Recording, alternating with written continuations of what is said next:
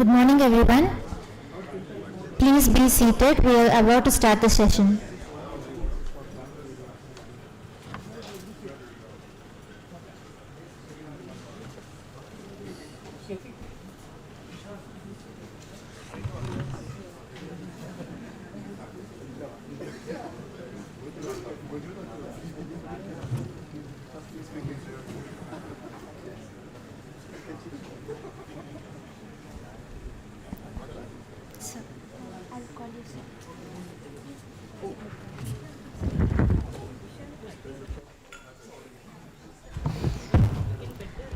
Good morning and a heartfelt welcome to Day 2 of ICCMS 2025 at the prestigious IIT Tirupati.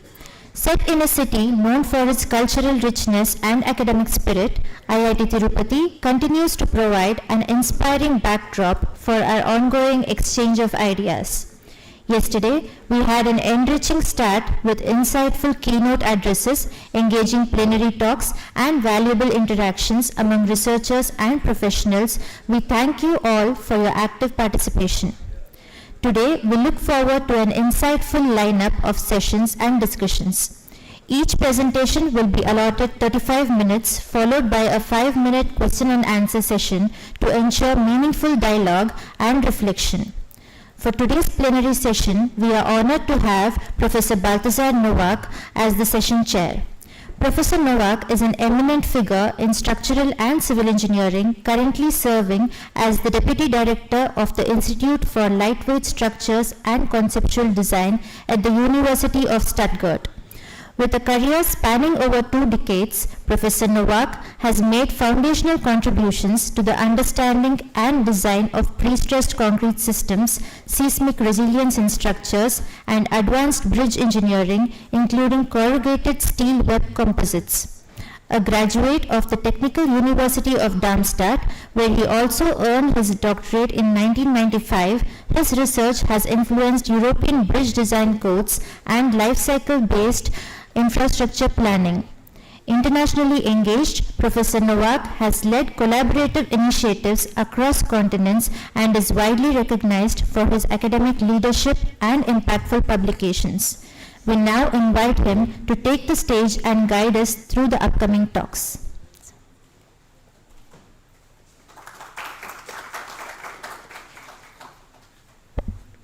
Thank you very much for the introduction. Good morning, everyone. I hope you had a good evening yesterday and a good night, and you could recover somehow to have enough strength for today. Today is the second day of our conference on construction materials and structures, and we just talked a little bit. Gianluca Ranzi and myself, we talked a little bit about before, and we have seen that there's a big overlap of interests and of research areas. So I'm very proud that I'm able to announce you as the first plenary speaker this morning. He is chair of the Center of Advanced Structural Engineering at the University of Sydney, but originally he's from Italy. So his heart is beating in two different countries. But maybe India will also come now into the picture. He is a really expert in structural engineering, and he's working in concrete and composite structures. He's focusing on sustainability and the assessment of existing structures, which comes more and more into the focus in these days. He's also active in the development of international design standards, and he has made significant impact through research and professional service. So I'm very happy that I'm able to announce you, and please come on stage.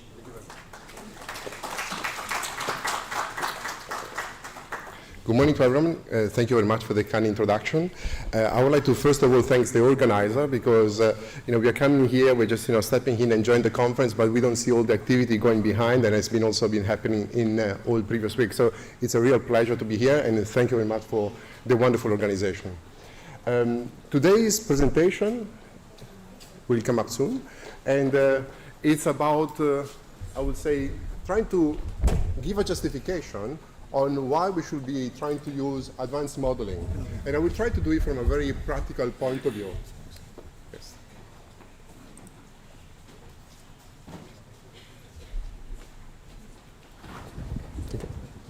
Thank you. Wonderful. Thank you very much.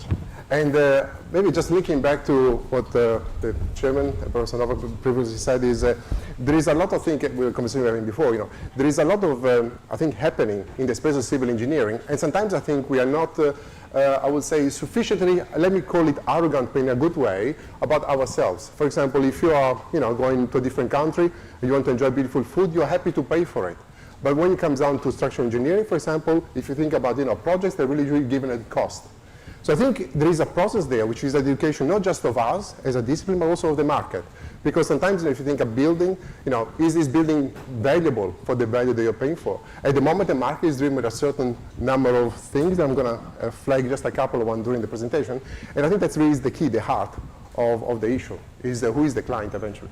So going back to the technical part, and so I would just like to introduce a few concepts related to concrete. It's going to be basic knowledge, but I will say, just to ask a few key questions to say, should we do more? And if we do more, is that going to be advantageous to us? And I'm just going to bring up a few items, a few specific scenarios where through experimental work we can demonstrate, and in some scenarios, advanced modeling actually is the way to go.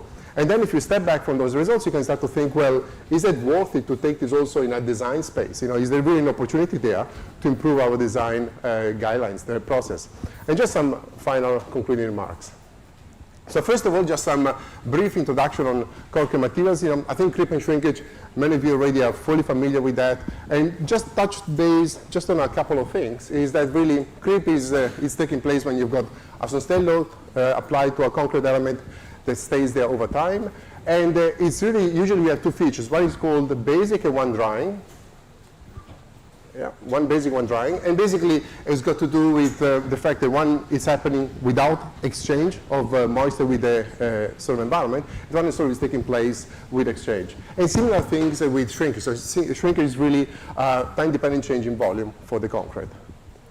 If you think about what are the key factors affecting time-dependent behavior, you can really usually, they're well understood, they're already codified. They have environmental effects, vectors, material properties, geometries of the cross-section, it affects how it dries, and also boundary conditions, which actually, the kind of interaction of the element with the surrounding space.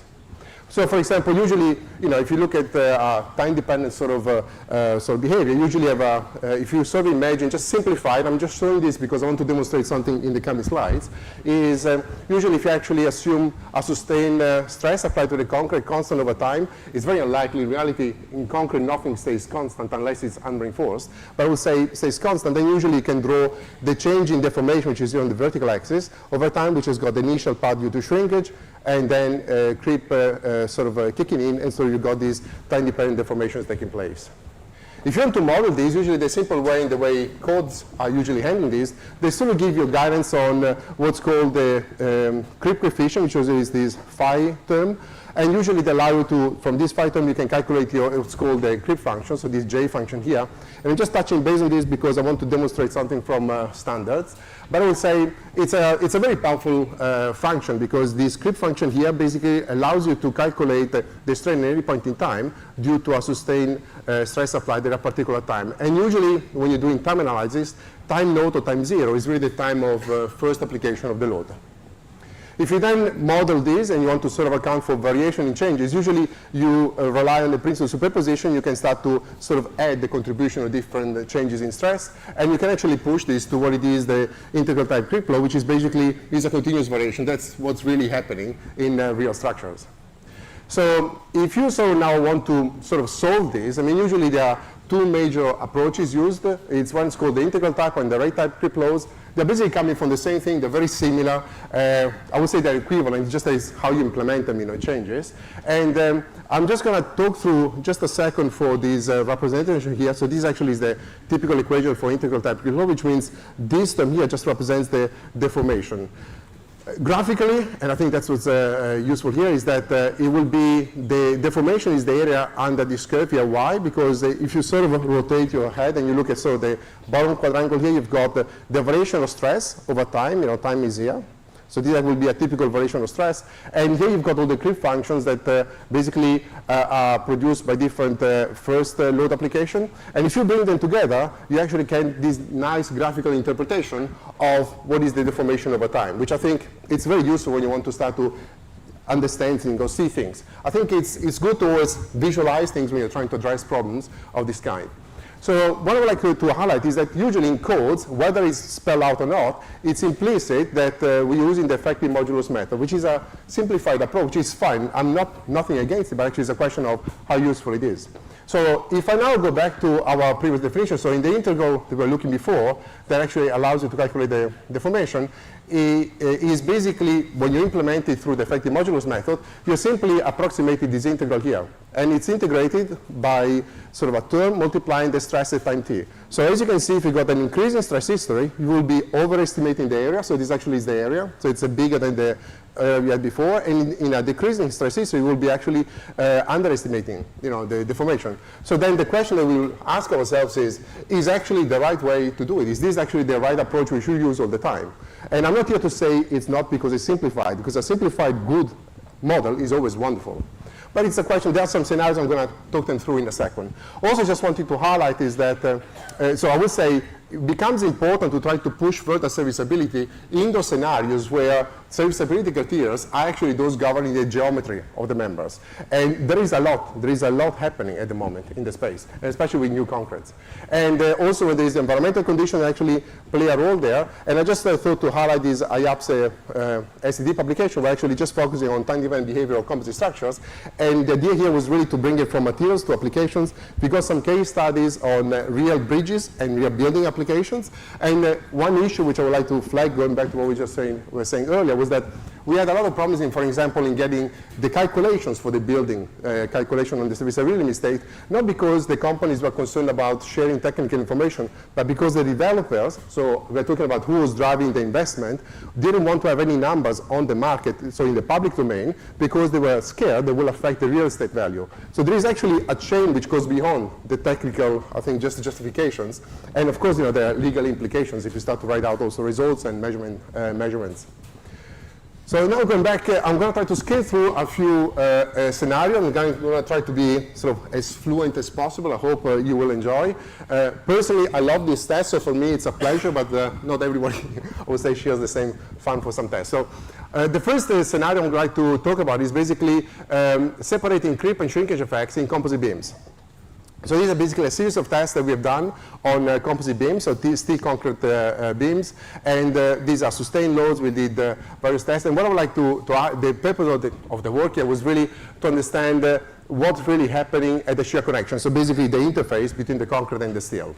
And I'm just going to present some selected scenarios to show why advanced modeling then becomes useful. So in this case, for example, you got 3 beams. I'm just selecting the 3-way scenario. So just typical simple supported beams, very simple. And this is the typical cross-section. This, I will say, is a typical beam you have in a flow system in Australia. Usually we try to do full scale when we can, because the composite action, you got the shear studs. If you start to play with dimensions, you have to be very careful, I would say. So, so basically what we are having is we've got 3 samples, and I'm just flagging this because of the results I'm going to show in a second, is we got cast and unpropped. And so basically meaning that if it's unpropped, the sustained weight is not carried by the concrete. And then in one case, we leave it completely unloaded, so just do the shrinkage. One actually put some sustained load. In another case, we cast it prop. So how do we do this? So this is the typical loading scenarios we apply. So it's actually, we're trying to resemble a continuous load. We don't put the load on top of the shear connection on purpose, so that we sort of want to reproduce as much as possible a typical scenario of a flow system. There were some issues on putting loads on top, but I won't enter in that. And this is basically, and what I want to highlight is that when you do advanced modeling, maybe you have to start to come up with test setups to allow you to see through your advanced models. Otherwise, you start to have a lot of results, and it's very hard to really pitch whether or not the advanced model is capturing the results. So in this case, for example, we set up this simple system, frame system, to create a scenario where we cast and prop. So actually, we got this frame is attached to the web. We put the formwork on top of it. We cast it, and then we remove the sort of elements. And we did simple things. I would say it's common sense. Sometimes good structural engineering is about common sense. We sort of as you load them, to unload them, we just release some shims, and it's worked perfectly well. And another thing actually that we did because I think it's needed, when you start to do setups, you need a constant load when you want to look at creep, for example. And usually, who's done tests on creep rigs, you know that the typical creep rig is it's got a pump. You have to go there every often, especially when you start every 6 hours, 12 hours even. And the idea was, do we need to do that? I mean, can we just switch it to something that actually is person-free? I mean, why do you have to have someone always slave of the test? And so basically, we spent some time. This, I think, I would say for me, was one of the hardest test rigs I've done, because we spent a lot of time in changing the jacks. So basically, the idea was actually put a sustain load, like a self-weight, piece of steel, piece of concrete, against a smaller jack, small ram, builds up a pressure, and then apply the pressure through a larger jack, and they can keep it loaded. So we tried different sleeves, and then we actually got our system where actually once you push up the weight, it stays on for 3-4 months. So it's brilliant, it's very comfortable. And we applied that to different scenarios. So in this case, for example, the test rig that we did for pusher test in a long term. And I just want to show you that when you do advanced modeling, you have to push the experimental part as well, because otherwise it becomes a numerical exercise. And this is the interesting point, in the sense that these results are just sort of now already post-processed. So in this case, you've got the 3 beams we saw before. In this beam, we got only the shrinkage effect. In these 2 cases, we got only the creep effect, so it's been already manipulated.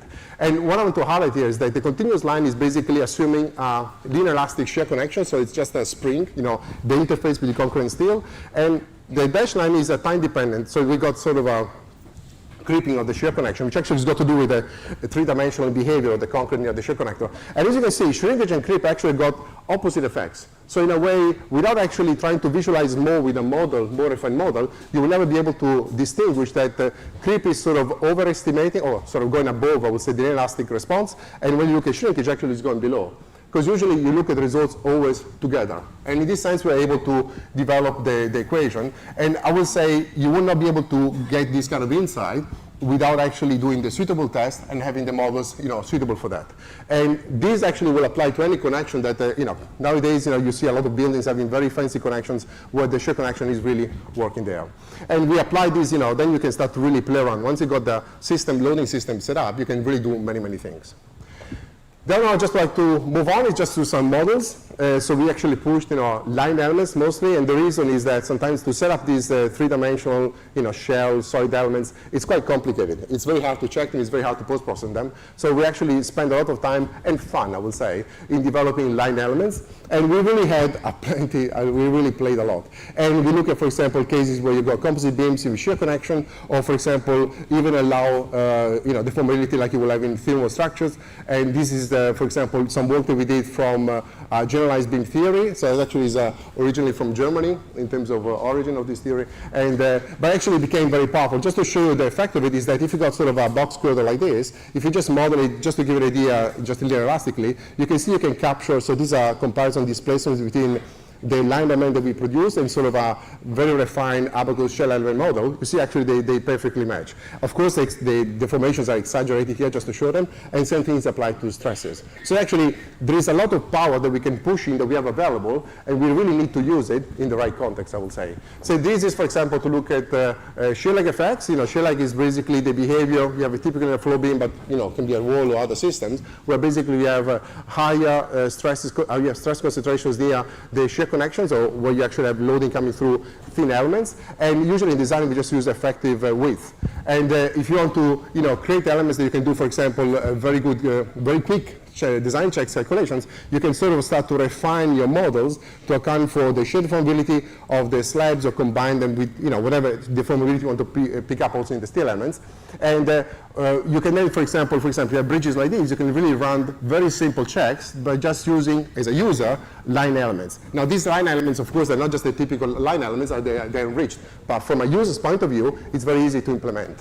And in this case, it would be sort of matching, comparison, between shell element model and sort of the line elements, and you see the results very well match. I don't want to sort of spend time in showing you every single graph, but it's just really the concept here that I'm trying to get across.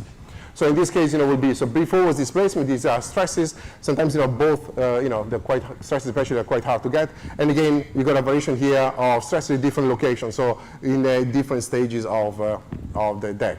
Again, when you got complex geometry, we can also set up models to actually manage that. And again, following the same process, you can really capture those behaviors. Now, this becomes important because, for example, I had a conversation with design engineers that they do design checks of bridges. And not always is very clear that the implication of deformations on the bridge, for example, when they're doing sort of the final checks, they put, say, some tracks or heavy loads on the bridge. Sometimes they sort of misinterpret the deformation because, for example, they ignore shear deformation. It's actually quite important in these bridges. And these models, they capture it very well. So just, to demonstrate, these are sort of very useful model. This now is a bridge in a beautiful part in Italy. So it's a composite bridge. And the span, the longest span is around 90 meters. And it's basically just a model, and I would say it's a very practical approach here, for example, to decide what is your casting sequence that you should use. So in this case here, for example, you can run, the constructor, for example, could say, I just want to cast from one side to the other one. But, for example, if you go in a differential sort of casting sequence, you actually can have better effect for the concrete. So usually the idea will be cast usually on the sagging moment region first, and then go back and do the hogging moment region. That will really help you a lot. It just is a principle. But if you look at it in terms of results, you see, okay, so these are the typical sort of platforms moving across the bridge actually for the casting sequences. And if you start looking now some small scenarios in a parametric style scenario, you see that if you just take some dimension and just picking up some dimension just to play around these spans. So if you actually have, always 4 spans, but they varying spans, these are the typical results you will get. So if you have optimized casting, your stress distribution along the bridge, the average is always well below the one you have in continuous casting. In continuous casting, you always have the highest sort of stress at the supports. And if you actually, this sort of behavior doesn't change, for all the spans will still be there. And if you now look at, for example, the first week, after casting or after 5 years, in this case, for example, we didn't include cracking in the sense that what we are comparing, at least for this particular study here, is really have a sense for which one, what is the implication one from a really design point of view. Once you start to introduce cracking, you have to be very careful how you manage, I will say, the hypothesis. It can be done. It's not an issue. And this is, for example, the other issues in relation to what is the tensile creep behavior. And if you increase the value for fine tension, for example, you would just have, of course, the stress in the steel, in the concrete tension will release quicker, and therefore actually will have even less stresses. And so this is just to say it's worth using this because what are the main advantages here? The main advantages, and this is now for the bridges so before, is that you're pushing the peak stresses on the concrete near the second moment regions, actually, which is fine, from a sort of modeling point of view. And what you're sort of getting away, you're getting away from the stresses you will have in the bridge. So these are plots without traffic loads. These are just really looking at the shrinkage effects.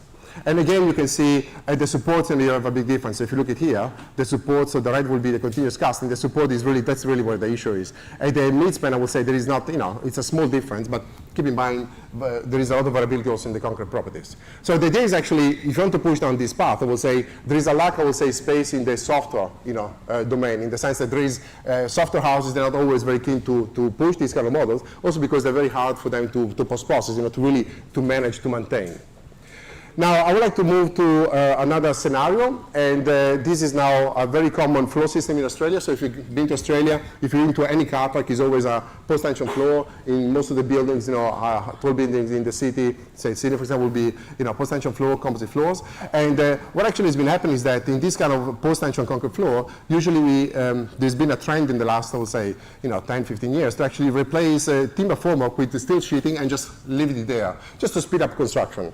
And we've been involved in a project where basically we've been asked by a number of companies, I was involved in that, is basically to look at this and to say, can we take advantage of the composite sheeting, of the steel sheeting? So actually, when we start a project like this, we usually start with some tests that just demonstrate to us what is happening. So we had a lot of samples of this type, where we actually tested simply supported post-tension slabs, and we did some unreinforced concrete measurements on just to measure the shrinkage behavior. So let's say, I'm just going to show you some selected test results just to make you see through the issue. So for example, let's say you've got a simply supported slab. Again, simply supported is a gift of a test to actually see through, because it doesn't have the complexity of the continuity that, of course, you have in reality, but at least you can isolate things. And we had 3 identical samples. The only difference was we put the sheeting on 2 samples. So if you look at, one thing as always I like to show samples before casting, because there is a lot of work in the preparation of the samples, and we never actually shared it. And usually, once you cast it, it's gone, it disappears. And in terms of details, what actually we did is to resemble the true detail of the steel deck on site. We actually stopped the sheeting before the support so that there was no friction between the sheeting and the concrete. And this is just the information basically for the setup. So these are usually the aspect which is interesting is that at least the trend is that to really apply the pre-stressing 25% in the first day or first couple of days, and then the remaining after a few days 75%. Now, if I can mind to look at these results here, so here you got the three samples, the three sections before. So you got three samples, simple support. So these are the results for the concrete one. So the first one, which is exposed top and bottom. Now, can I just ask you, if you sort of imagine now, you've got these other two samples here. If I have to plot them on top of this curve, how far would you see them? How far would you measure them, from here? And these are the results. So you see, here is the sort of solid slab at the bottom here. That's a solid slab. And here are the composite, sort of slab. Keep in mind, the only difference is the sheeting. And here we're talking about 20 millimeter deflection already after, a few months, 7 months. So this actually has got to do, and what we did here, we also then isolated and tried to predict these behaviors by putting different surface conditions on the unreinforced concrete samples. We're just keeping there over time. And it's got to do with actual drying conditions. So when you actually dry from the top and bottom, or if you just dry from one side. So in the case you dry from top and bottom, you can have a shrinkage profile of this kind. In reality, you can approximate it as a total deformation, for design purposes, just to be a linear, constant deformation, which actually reflects the total deformations that you will have in a sample if you look at the monitoring. And when you got the sheeting at the bottom, so it's sealed, and when you do this test, you just put some plastic to seal it, you create this kind of different gradient, which actually is cause of that additional deflection that you saw before. So in reality, we confirm that what you do in your reinforced concrete design is fine, but when you go into composite slabs, you need to move really to a shrinkage gradient. We also applied some other samples where we put in one particular one, we put curing compound, which actually it's a sort of a liquid that you put on top of the slab to actually stop it evaporating. And what you can see here, these are just some plots of some of the test setups, some of the doing preparation. But you can see here, the actual curing compound on the top will actually reduce the reflection. So it's sort of helping. But again, curing compounds, if you look at the data sheets, are really only valuable for maximum a year or a couple of years. So you wouldn't want to specify this in design. And also how you apply them is very variable. So it's not something that you can really specify from a structural viewpoint. But it's got an effect. Again, also in this case here, if you apply the uniform shrinkage that you usually will do if you actually were not thinking of the shrinkage gradient, you will be completely underestimating the reflection. You will be quite a lot way out. And you saw in the test before we are just having the solid slab. And additional slabs, just to show you a final remark on this domain, this space here, is that if you sort of look at now composite slabs, you go simply supporting and continuous, and we just have now the same profile. All what we change now is basically the drying condition, the surface condition that we have on the top. And so basically, I'm going to show you the results now for one sample, which is basically composite slab with the sheeting at the bottom, sealed on the sides, and another sample actually is sealed everywhere on the top. So if you look at these results here, so we're looking at this simply supported beam. 3 meter span is typical for this kind of dimensions. So if you actually sealed it at the end of the day of casting, this is actually where you go. Why did we do that? Because we wanted to eliminate all the drying effect. The idea is really, you can really kill time effects a lot if you actually work and sort of limit your drying effects. If you actually keep it sort of exposed at the top, you actually build up all these deflection here, and again, it's due to the gradient we saw before. This sample here that stopped here, we actually kept it exposed up to 37 days, and then we seal it, representing what you will have really in a construction site where actually you have your casting, and then eventually you go do sort of your furbishing of the building. So can I ask you again to imagine, what would you expect? You've got it exposed up to here, and after this point here, you seal it. So after this point on, it's sealed. So where do you go? Will you go higher here? Where would you expect it to go? It actually reduced the reflection. So it's something which was actually quite interesting. And we had, I'm not going to go through the details here, but actually this is related to the humidity profile through the concrete thickness, because we're having some sense. It's a very difficult measurement to do, I would say, humidity measurement. So it's an approximated one. But what we could see here is that once you seal it, it will change the humidity profile, which actually what drives time effects. And that was the reason why actually it was coming down. We had the same similar thing with the continuous samples, and again, these are sealed, the red ones. You got two lines because we got two spans now, it's continuous. And so in this case, you got the two spans, red sealed, green exposed on the top for the entire period.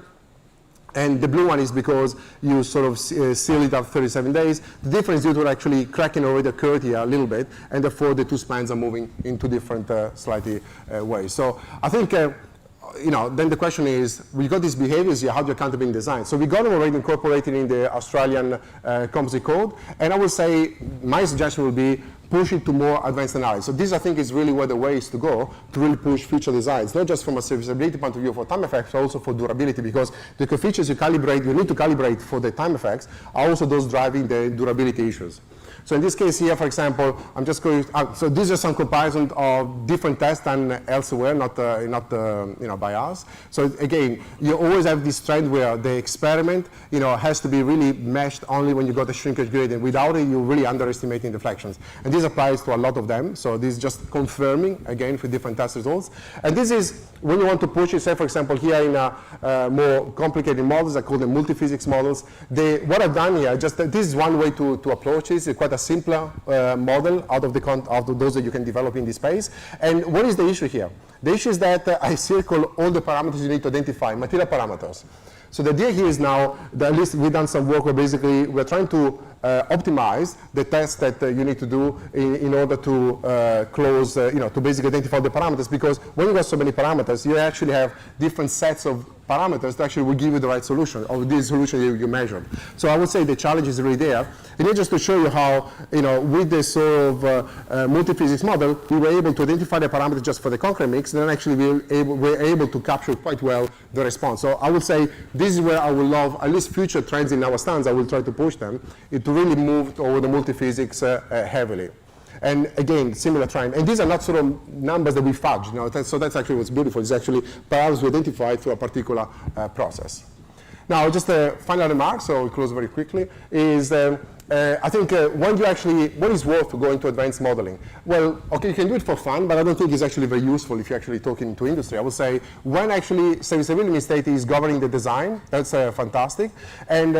And I would say when also you want to extend design life of structure. So there is a lot of examples now where buildings have been sort of maybe demolished only partly, and then sort of retrofitted, extended, and for another say 50, 100 years. Now that the world is 100 years, the design life. So it's quite useful in the space. I think one thing which actually we were talking earlier with Professor Novak is that I think we need to have more information also on the buildings, how they behave. I mean, we are quite different from the industry where if you sort of buy a car, you buy because it's beautiful, also because the technical specs of the car. In buildings, usually you tend to only go for the view. You tend to go for, where is it, how big is it, how it can show off. You don't actually go with the specs of the building. That's where I think we have to educate also the customers, as you will have in, I would say, in a cuisine, in a restaurant. It's that level, I think, of evolution that really we need to also expand.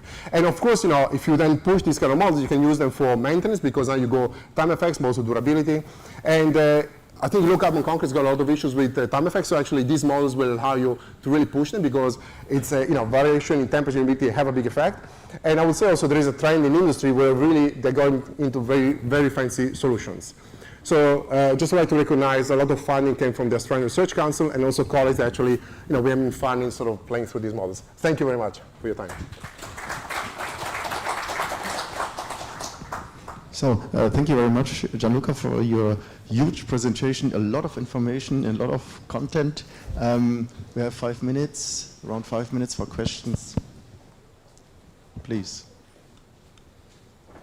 Left. Good morning. I am 𝗘𝗏𝗃𝗵 from IIT Madras. Your work discusses approximation for the aging viscoelastic behavior. How this, it is sensitive to different creep parameter and the shrinkage strain parameter, because in the numerical approximation, what they do, they assume the time derivative of stress is neglected, or it is assumed to be constant within a discrete time interval. But in reality, concrete follow this ACI or FIV codal provision, and they don't follow the Prony series model. So how this method is sensitive to when we deal with? Okay, I hope I understood the question. So I would say, first of all, what you find in codes are sort of codified, and they are sort of exercises of statistical exercises to match a large number of data. What I showed you before is really to push it a little bit further to say you really need to work with your concrete mix. That's where you're going to gain a lot of gains in serviceability in state design. Otherwise, you have a variability, plus or minus 20, 30% in your results first. What about the numerical? I would say, if I'm listening to you talking about the time stamping, that to me is something that you can check the convergence. So it's a question of how you build up your time stamping over time. That can be easily measured numerically. You can always create pseudo-experimental data to test those kind of performances. Okay, thank you. Thank you. Yeah, so the question is, how important is advanced analysis for buildings versus bridges, let's say? In other words, how important these creep, shrinkage effects in regular buildings versus outdoor structures? Yep. Yeah, well, it's, I would say, at the moment we are tied by a legal system where basically always, if I'm talking to engineers, they always want to go to deem to confirm, deem to comply provisions. What I showed you before is that, for example, the composite slabs with the sheeting, if you are just following the standard, you will actually miss out on the additional deflection. So for example, let's say you are designing that kind of scenario, then you will have more deflections, and the occupant of the building will complain, then you go to court, and in court you will say, okay, you complied with the code, but actually the code didn't comply with what the slab wanted to do. In a way, we have to listen to the materials and the structure. So I would say, I find them very useful. I will flip the question around, is what is the cost not to try them? Because otherwise we always keep on thinking, it's like I'm saying when you go to a restaurant, you're always curious to try something, you try it, and then you see whether it was worth it. I think there is a big impact in the sense that sometimes you erect something and you have boundary conditions on ceiling that actually you think they're temporary, but actually if you stay for 30 days, they actually affect already the response. And you don't account for them. The advantage I'm pushing here is that once you at least in the approach I'm pushing, is that once you characterize your concrete mix, you can actually just use those parameters in any environment, because what drives then the modeling is actually your temperature, humidity of the environment. So it's actually, you're pushing to a level I would say, you know what, I will be more comfortable, because actually that's what it's about, more comfortable with this approach and actually some guess statistical results. So it's more about the future. It's more about, in 50 years' time when and the durability aspect comes in. So, thank you. Maybe one final question? Oh.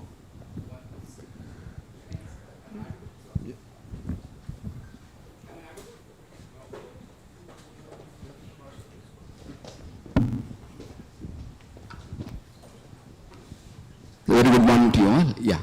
So creep is intensively stress dependent. I hope. Creep is a stress dependent. Stress dependent. Yeah. At what intensity of the stress it is considered? That's my question, sir. Sorry, what? Creep is the intensity of the stress dependent.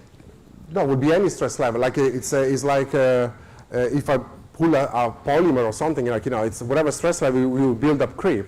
The question then is, at lower stress levels, you have a linear relationship, like you saw before, what typically used in the code. At higher stress levels, you actually have to account for this microcracking, the more complicated behaviors. They're called no linear creep.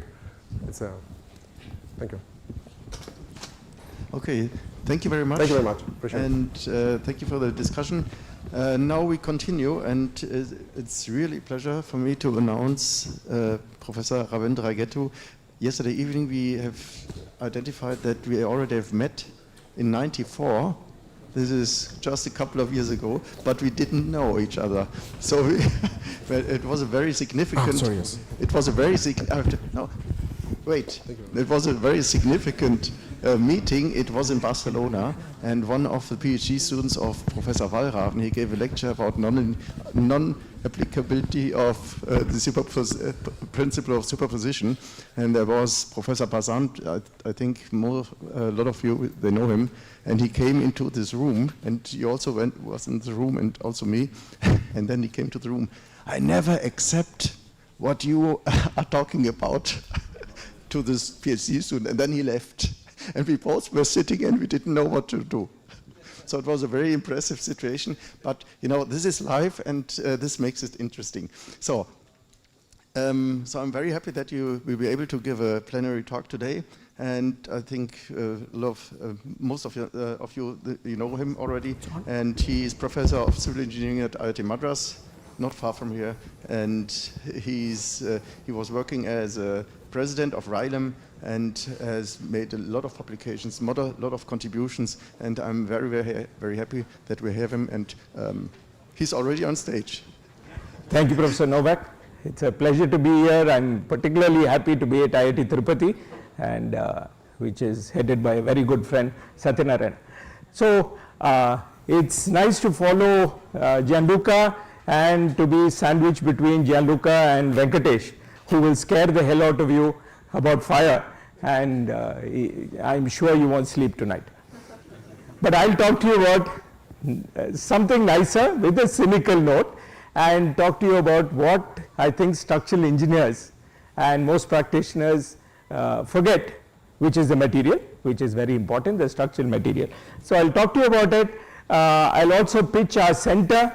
Professor 𝗖𝗶𝗃𝗃 is notionally part of our center on technologies for low carbon and lean construction. Some of you are aware of it.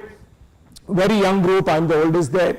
And our mission is to look at different aspects that are needed for taking a new material, an innovative material into practice. And this cannot be done by just looking at the material itself. The design is important, how to construct is important, automation and so on. So we're trying, obviously it's a tough job. Ideally, we would like to see construction without any carbon footprint, with zero waste. It's a tall order, but it's an ideal that we think we should be striving for. So having said that, there are a lot of issues related to materials, related to new technologies that I'd like to touch upon. Cracking is a big problem. Everyone you talk to at sites would say that cracking is always occurring. It could be because of plastic shrinkage, thermal shrinkage, which often we don't know how to handle from the structural design point of view, or sometimes even from the construction point of view. Testing, where to test. Some people say, who is going to test, the RMC plant or at the site? And sometimes it falls between cracks. What age we should test, what frequency. Durability is and will be a big problem. We have corrosion happening. You will hear from my colleague 𝗘𝗃𝗃𝗶𝗿 tomorrow. Leakages everywhere. There are buildings where having a bucket is very, very common in your office or bedroom, because you don't know how to take care of the leakage. Then sustainability is something that we have to take care of. We are building like mad. We are using up raw material like crazy, and we are making mountains into ditches because we are taking away all the aggregates. So carbon footprint, raw material consumption is very, very important. And a big problem for a country like ours is water. See, when we teach about concrete, all of you who have studied concrete will remember that we say potable concrete, good quality water should be used for concrete, potable water should be used for concrete. But this is the water that you're taking away from people. So this is the paradox. People need houses, need bridges, but they need drinking water. Now, who has to sacrifice the water? Places like India are suffering, other parts of the world also. We're running out of water. There are disputes going to be there for water. Wars may be fought for water. But we are insisting that good quality water should be used in concrete. We should start looking for alternatives, and we are looking at treated sewage water. Let us mine sewage water for concrete. Let us not use drinking water. Let us think of how we can extract water that is not drinkable and use it for concrete. Then unconventional concretes obviously are a big thing. We have to keep looking at.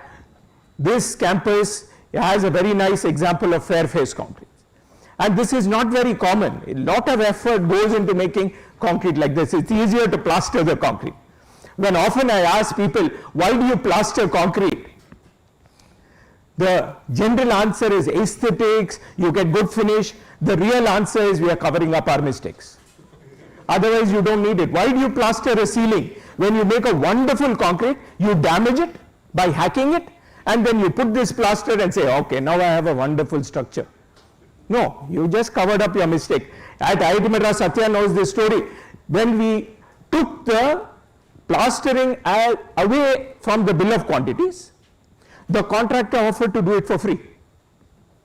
Real story, real story. This what happened. So these are issues that we have to look at. Then other thing is precast concrete. So I'll touch upon certain things. We are talking about precast a lot. We think it's a solution, but there are problems. And these problems could arise because we are trying to do sustainable concrete, we are trying to do new materials, we are also going to do precast, and some of these things are causing issues. So let us imagine that I have come up with a new cement or new concrete and I want to implement it at a site. Now, who are all the people who have to make decisions? Who are the stakeholders? Starting from the contractor, the constructor at the site is worried about workability, worried about how much superplasticizer I have to use. Can I pour the concrete fast, or will it delay the setting? What about plastic shrinkage? So this is the first stakeholder, important stakeholder who comes in when you are talking about new cement or new concrete. If they reject it, all your amazing stuff goes out through the window. The structural designer doesn't understand, excuse, please, all the structural engineers have to excuse me. They don't understand about plastic shrinkage. They don't understand about workability. Somehow they will get it done. It's not our problem. We are going to worry about strength, stiffness, shrinkage and creep, right? But if the contractor throws away this concrete, the structural engineer has no chance of designing with this concrete. Then but for the user, does the user care whether you use the right amount of steel or you use M40 concrete or M30 concrete or not? The structure has to be durable for the user. I am living in some place, I want it to last as long as I want. Now the researcher comes in and has to do something. We have to make a living. So you try to connect all these things and come up with formulas and a lot of power equations and all that stuff to get this done. For the administration, suppose they want a new city or a bridge, they want service life. This depends on many of these other things from the beginning. You construct badly, you don't cure well, and your life suffers. So these are different things, and obviously the planet suffers if you don't do a good job, your carbon footprint is gone. So what is unique about concrete, which is not there for any other material, is you have multiple stakeholders and anyone can stop you from implementing a new material, or be it structural or whatever. So this is the big challenge, and we have to try to understand all this. So at IIT Madras, what we have done is, when we take a new material, like we've worked on this new type of cement called LC3 for about 10-12 years, now it's been recently standardized, we will see it in the market soon. So we said we'll have to look at all these aspects. Otherwise, just doing a bit doesn't mean that you're going to help this concrete be implemented.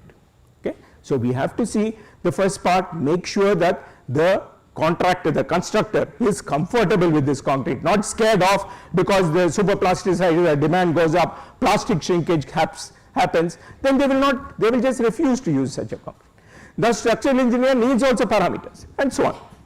So all these things are important, and also what we realize when we implement new technology is all of it is not wonderful. But researchers will only talk about wonderful things, because you cannot write a paper saying that all these things are wrong with my technology. All these things I have done wrong is never seen in a paper. You always say wonderful things. Now, we know that fly ash concrete or any concrete which has very little clinker is good for chlorides, bad for carbonation. We play it down. We say that carbonation will hardly occur. But we have to talk about these things. We have to understand the pros and cons, or somebody else will find out the con and say that this is a bad technology. So this is very, very important that we do everything needed to take something into practice. So, and we have to keep things simple. So we use this very simple test called the Marsh cone test. It's so simple that people said this will not work.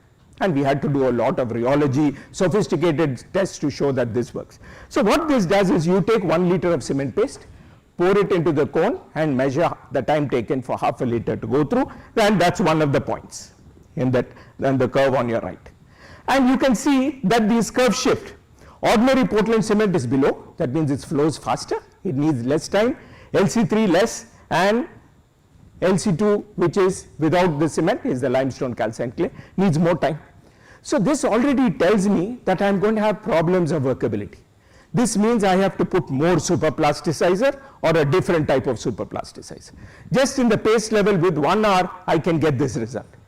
So if we can do this more often and have tools that the user can use at the site, then makes things easier. So with this, now we know that if you are changing the type of cement, I have to change the superplasticizer, change the dosage. Don't try to do it with the same composition. It will not work. So these are things that we can look at. Now adding on to what Gianluca said about the 2 types of shrinkage, I am going to give you 3 more because we start a little bit earlier. Plastic shrinkage is very fresh concrete cracking. This in India is tremendous. We have huge problems. People will go for lunch and come back and the concrete is cracked. And who will they blame? The cement or the RMC? They forgot that they have to cure. When is curing usually done? After 24 hours. And if you cast concrete on Saturday, when do you cure? Monday. Concrete doesn't know this. Concrete doesn't know that Sunday is a holiday. It happily cracks. Reality, you go to sites, large slabs are cracking. Large slabs are cracking, and then people say, you made us use fly ash. Yes, fly ash will crack, but you have to cure earlier. You have to, so I tell people, simple thing, push your thumb into the concrete. If it doesn't go in, start curing. No need for any sophisticated maturity meter. Just use your thumb, and it works. Plastic shrinkage, autogenous shrinkage, Gianluca very nicely showed that this is going to become more and more important when you have higher grades of concrete. Similarly, thermal contraction.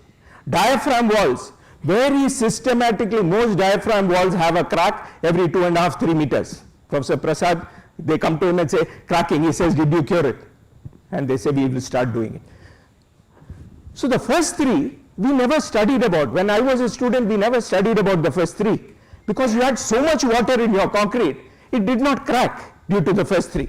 Drying shrinkage was important. Now you're putting so little water, you're putting 0.3 water cement ratio, 0.25 water cement ratio. The first 3 are becoming important. Drying shrinkage and carbonation, maybe not. The concrete will never undergo any drying shrinkage, but it will crack much, much earlier. So these are things we have to understand. When you change things, concrete changes. It's not the same concrete, but it's a different concrete and behaves differently. So one easy way that I tell students or even consultants to remember, when you see a crack, find out, ask, the first question you should ask is, when did you see the crack? There you get half your consultancy fee. If somebody says there's a crack, just ask when it happened. And most of the time this resolves the issue. Yeah? So this is very, very important, very simple, and if we can take care of this, lot of problems will be resolved. So we started looking at what is going to happen when you have different types of cement. CM is the ordinary Portland cement, PPC is with fly ash, PSC with slag. You see that the crack width is increasing. How did we do it? We take a slab of concrete, freshly made, put it into this chamber and blast it with hot air. I think Dinakar sort of set this up when he was with us. Crack initiation time is becoming lesser. Cracks are starting earlier. That means you have to cure fly ash concrete, slag concrete, LC3 concrete earlier and cure for longer. This is very, very important. We cannot relax and say that, okay, the concrete is taking care of itself. It will crack. So this is very, very important. Look at the numbers on your right, and you can see the increase in crack area. So we actually measured how much the crack area changes under these circumstances. The fly ash content is 15-30%, GGBS is 15-30%.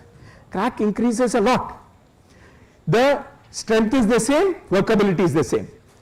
From the structural engineering point of view, it is the same concrete, but the material has changed and now it's going to crack, and this crack will stay forever in the structure. Now, what do we do about it? I'm not saying throw away fly ash and GGBS. Simple thing. Put 1 kilogram of polypropylene fibers into your concrete, most of this cracking is resolved. Very simple cure. Very little cost, very little effort, nothing else changes. Can be done. So these are things we have to understand, and if you would understand that, new technology can go in easier. So this is something we've seen even in newer concretes, 3D printing. We were involved in this post office construction in Bangalore, 3D printed. So that is me on the ladder looking for cracks. Yeah, this is one crack looking for many cracks. So this is what I do for a living. So I climb on this and see where are the cracks. And lot of plastic shrinkage cracking. 3D printing is prone to severe plastic shrinkage cracking because you don't have aggregates, you have thin elements, very high surface area, very high cement content. This on a hot day, little bit of evaporation is going to give you lot of cracking. Otherwise the project is wonderful, but you can have cracks. There is work happening in IIT Tirupati where they are looking at cracks. You can see the cracks. Whenever concrete curves, there is a crack. Again, from the mechanics you can understand there is hoop stress and so on, but we have to look at it. So what we finally have to do is maybe in 3D printing, just behind your nozzle there has to be a mist sprayer. Just like your nozzle is moving, there has to be a spray just behind which will sort of keep the concrete wet. Otherwise amazing technology will be thrown away. Your user will say it's all cracked, I don't want a building like this, I don't want to live in a house like this, an office like this. But simple things can change and we have to understand what happens. So let me move on to structural concrete, and durability becomes very, very important. Strength becomes important. Structural engineer has to design, they need to know the Young's modulus and so on. So I'll give you examples of some of the concretes that we have tested. First of all, strength. We should know that early age strength depends on the type of binder. The final strength may be the same, it may be M50, M40, but the early strength matters. Why does it matter? Because of deshuttering. Precast concrete. Now, when you talk to precast, prefabrication companies, they almost rule out fly ash concrete and slag concrete. Even though you can pitch sustainability, talk about carbon footprint, why? Because they want very early age strength, which we hardly study. Doesn't come into our structural codes at all. So what is the strength they want? Normally now in India, they are asking for 15 megapascal at 15 hours. Okay? It's practically impossible if you have 50% slag, 70% slag, 30% fly is practically impossible. So this is now negating the use of special concrete, special binders, blended binders in concrete. So we have to work on them. We have to see how to push up the strength and not worry only about the higher strength concrete. People looking for research ideas, we should look at early age strength, 1 day strength, 15 hours strength, 16 hours strength. That is where research should be put into.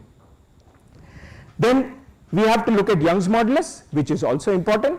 So these are things we have to measure, not just use the code formula for finding out what is the Young's modulus, but we have to measure when we are looking at new types of concrete. Creep and shrinkage. Professor Ranzi very nicely talked about it. I won't get into it much, but shrinkage also can change, because when you change the binder type, you will also change the binder amount because you want to match the strength. So this, what happens when you put more paste? More possibility of shrinkage, more possibility of creep. So these make subtle differences. And when does the shrinkage occur?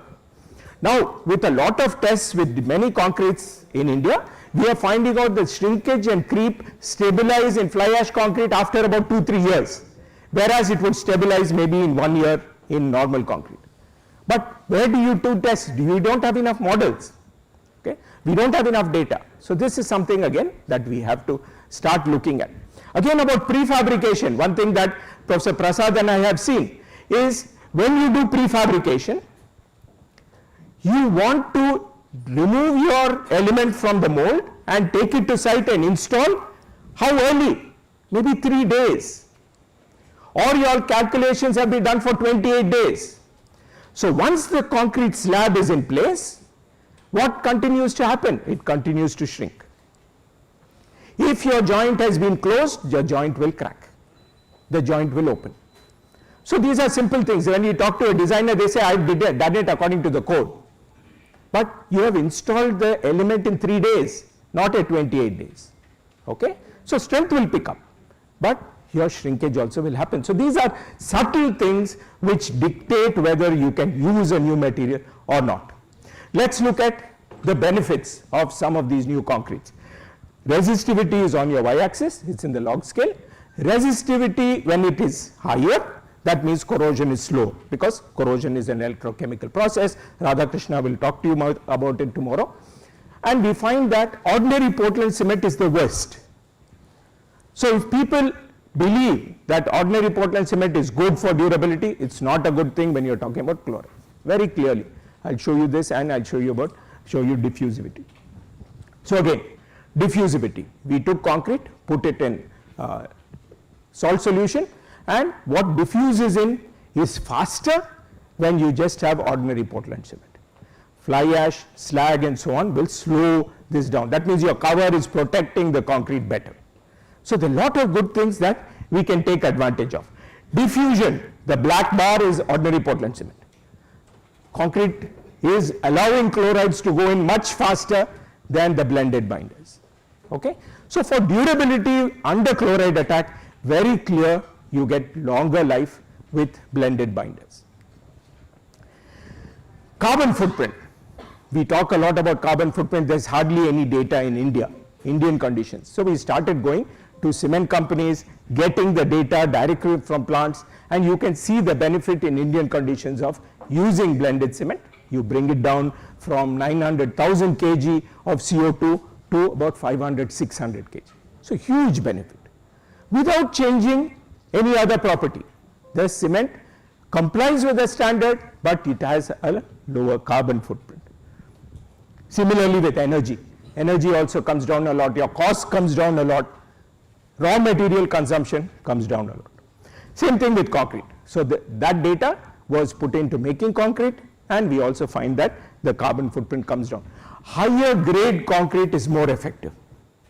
Higher grade concrete means that your carbon footprint of the building will come down. You will use less material more efficiently, so that way it is better. So if I have a choice between M50 or N30, 50 megapascal concrete at 30, 50 would be better, because you will use less material and therefore overall consumption will come down. Now, question is, we can talk about sustainability, but at the site, how do I choose a sustainable concrete? Okay? So this is the question that people were asking us. All this is fine, you guys have done a lot of work. How do I know at the site which concrete to use? So we said that we look at these aspects which we felt were important. Strength, because you cannot sacrifice stability and safety. Workability, because you need it at the site. Embodied energy, because it talks about raw material usage and cost. Carbon footprint and durability. So we put these together in two indices. The first one is called energy intensity. So energy intensity is energy consumed for cubic meter divided by the compressive strength. And what we see is a nice trend.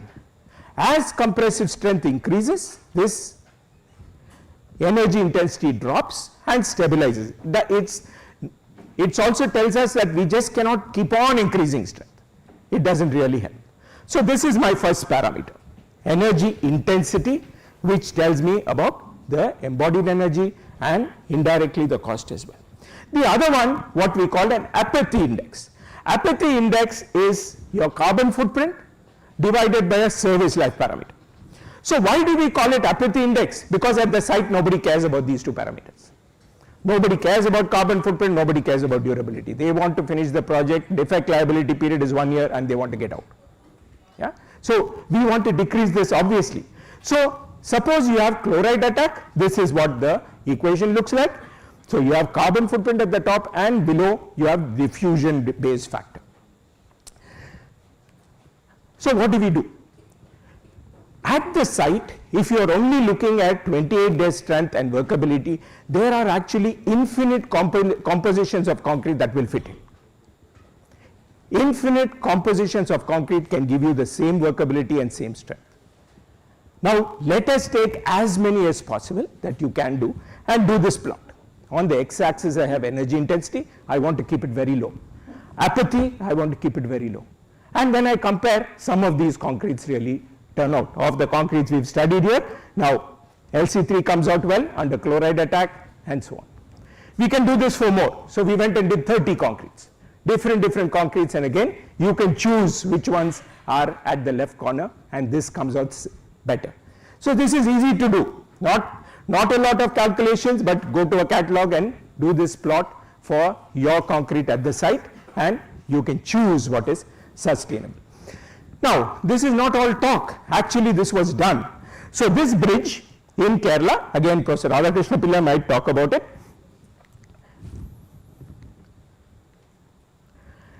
The middle span, we were allowed to change the mix. The outer spans were designed for M40 concrete, so we took the chart on the right that I talked about. The upper pink points and pink and orange points are the spans on the extreme, normal concrete that they were doing it. Middle span, they allowed us to change the concrete. This is because my colleague 𝗘𝗏𝗃𝗶𝗵 has an immense convincing power. He pains the hell out of people so that they agree to whatever he says. So they allowed him to change the span. Real bridge standing. And what could happen is they went for 70% GGBS, same strength, same workability. Life expectancy for corrosion to initiate went up from 30 to 125 years. Carbon footprint saved just in one span 800 tons of CO2. Okay? So it can happen. But what is very important is to get to this point. Not just stay in the lab or on a sheet of paper and say, I have saved the world. You have to show and you have to convince people.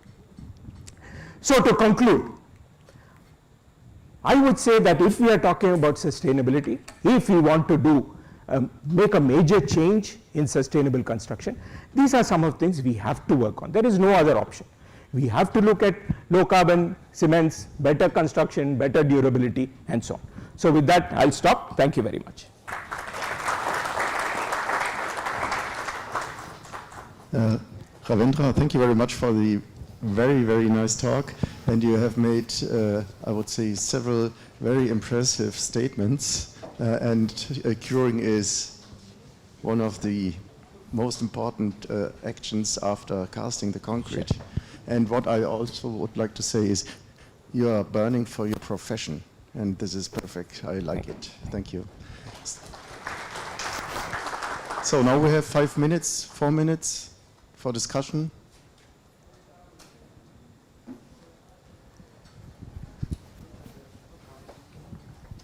Good morning, sir. Very interesting and implementable ideas that you have given. Thank you. Just a test on that surface resistivity test. Yes. How effective it is, sir, in terms of measuring durability, because there are so many other tests on durability of concrete. Right. Yeah. Considering the ease of doing the test, I think it's very effective. We have done a lot of correlations between surface resistivity and diffusion. It works very well. It works very well. Now I think it's come to a point that we can implement at site also very easily. The Venner probe used to be very expensive. Now there are Indian made models which are going to decrease the cost by almost 80%. So it will also be not an expensive meter to buy. So I think I would bet on it. Yes, Ravindra, excellent presentation. Thanks. I'm not going to ask you a fire question. Well, you deal with fire. But one question is, why is it not in the codes and standards strict regulations or something? We know that by adding this fly ash and other things, the cracking starts at 12 hours, you said 16 hours or something. Why is it not still mandatory regulations are in codes, especially when countries like India, where everything is fly ash and other things extensively used? Venkatesh, good question. I think because some of the things we don't know where to put it in. Because sort of IS 456 starts when the concrete is already hardened.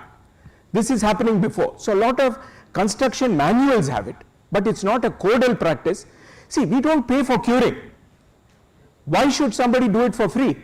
So I remember 𝗘𝗏𝗽𝗶𝗃𝗶𝗵, you know him, he used to say put an item and pay for curing. Now who does curing at any site? Somebody who is loitering around, supervisor comes and says, go wet the concrete. This is what happens, at least in India. But we don't pay for concrete.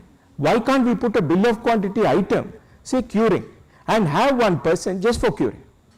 So these are things we have to do. It's sort of implied that it's a good construction practice, but we don't do it. Nobody pays for it and it's not stipulated. Yeah? So I think very right, it should somehow be made mandatory instead of a recommended practice or a best practice. I agree. Sir, Yeah. sir, I have query, sir. You have said about the indices, sir. How much that is possible for, at least for Indian standards, to implement those indices in our courts? Means how much time it will take for the, because, and what will be the standard range for those indices? That we have to decide. Otherwise, the things will No, I think we are far from mandating something. What I am using it only to compare. I have multiple concretes, I can see which is better. I am not going to go to the extent that it should be so much. I think it's a bad idea to do it today with the information we have. But if I have 10 concretes, I can tell you which is better or which is the best that I have. That is as far as I want to go for now.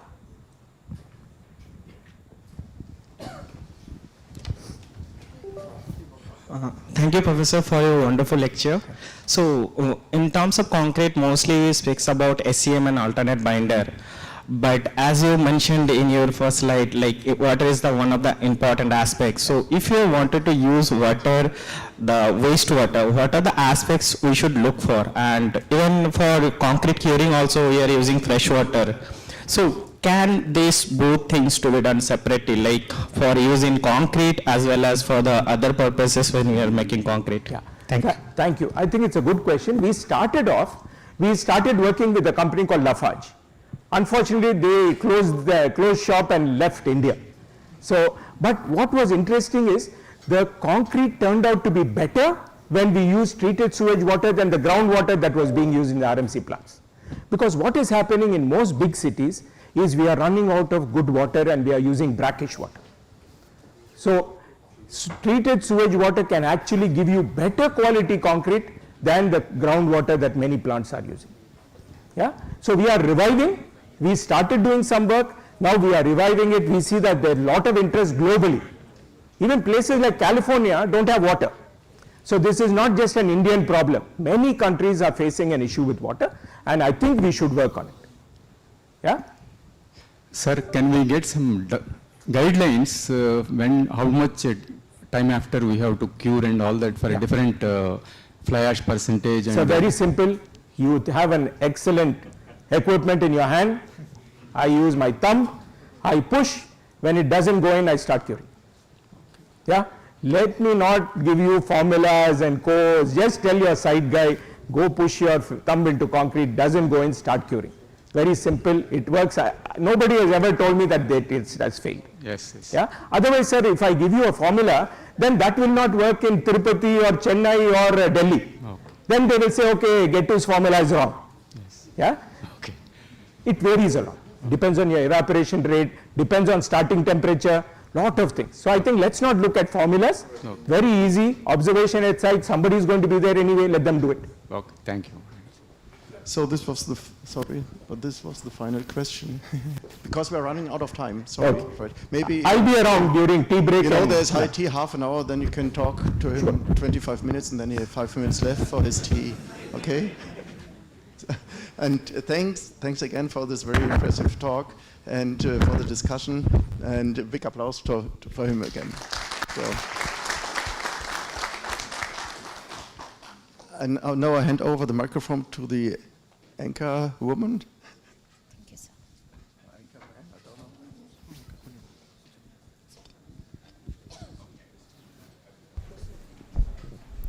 Thank you, Professor Gettu, for the presentation.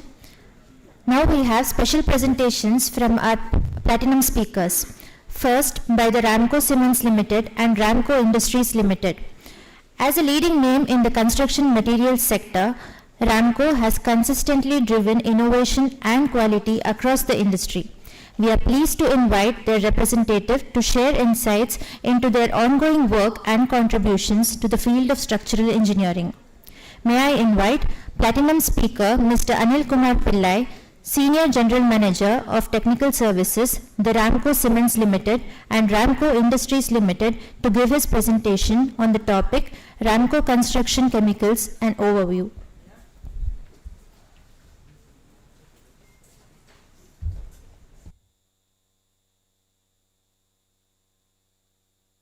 Yeah.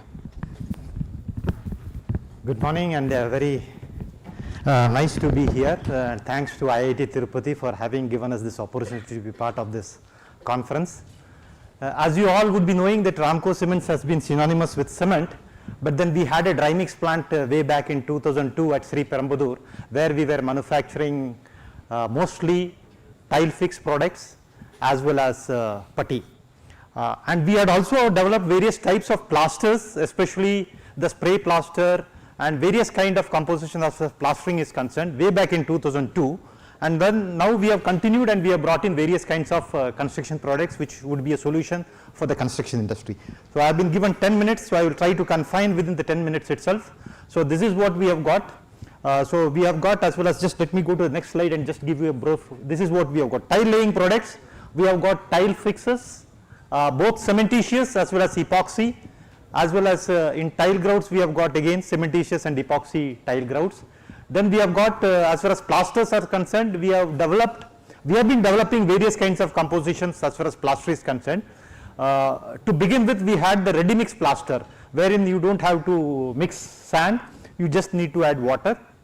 Then later we developed self-curing ready mix plaster, where you don't need curing. But then what happened was that there was a problem of changing the mix proportion. So we have brought in a product which is called a self-curing cementitious product, where you can add sand into that and then you don't need curing. So that is what we have been evolving the product as well as self-curing plaster is concerned. We have block fix, wherein you have a special adhesive to unite the AAC blocks. But then for other block like hollow blocks, solid blocks, we are in the process of developing product for that also, so that it can be pasted effectively. Then superfine, of course, is a putty. Waterproofing products, we have the integral waterproofing compound as well as the brush coating, the what you call a kind of membrane which is there. So we have got two products as far as waterproofing products. We are in the process of developing many more products in the waterproofing area. Bonding agents, of course, to unite the old concrete and new concrete, we have got SBR as well as epoxy. And for repair products, we have developed both micro concrete as well as what you call the high strength grout. So this is a brief overview of the products that we have got, and we are in the process of bringing in more products. Just to give you an idea, because most of you are students, I am sure that you would be interested in to know what are the kind of tests that we do on this product. As far as tile fix is concerned, there is an IS code 15477 which recommends various types of tile fixes based on the size and the type of tiles. So we have from type 1 to type 5 as given in the IS code, and we have the corresponding Ramco range of products. It is there. The one development that we have done recently is that there has been a kind of demand for epoxy tile fixes because of the kind of adhesion that is required, and they don't want to take much risk as far as the tiles are concerned. So we have developed that. So the kind of test that we do, these are the test of interest is the deformability test. The basic test that we do is tensile adhesion and the shear adhesion strength as well as the tile fix is concerned. So these are the kind of tests that we do. The slip test, of course, as compared to cement mortar, it is always advisable to go in for tile fix because of the inherent disadvantages as far as that cement mortar is concerned, because it shrinks, you cannot do curing. But as far as this tile fix is concerned, it is a self-curing product itself. So tile grout, of course, we have this, and it has been a kind of problem for many of the users as far as the grout is concerned. So we have developed a epoxy tile grout so that it fills the gap between the tiles and gives a much more effective this thing, and it is also chemically resistant. Wherever acids or chemical products are being used, you can go for epoxy tile grouts.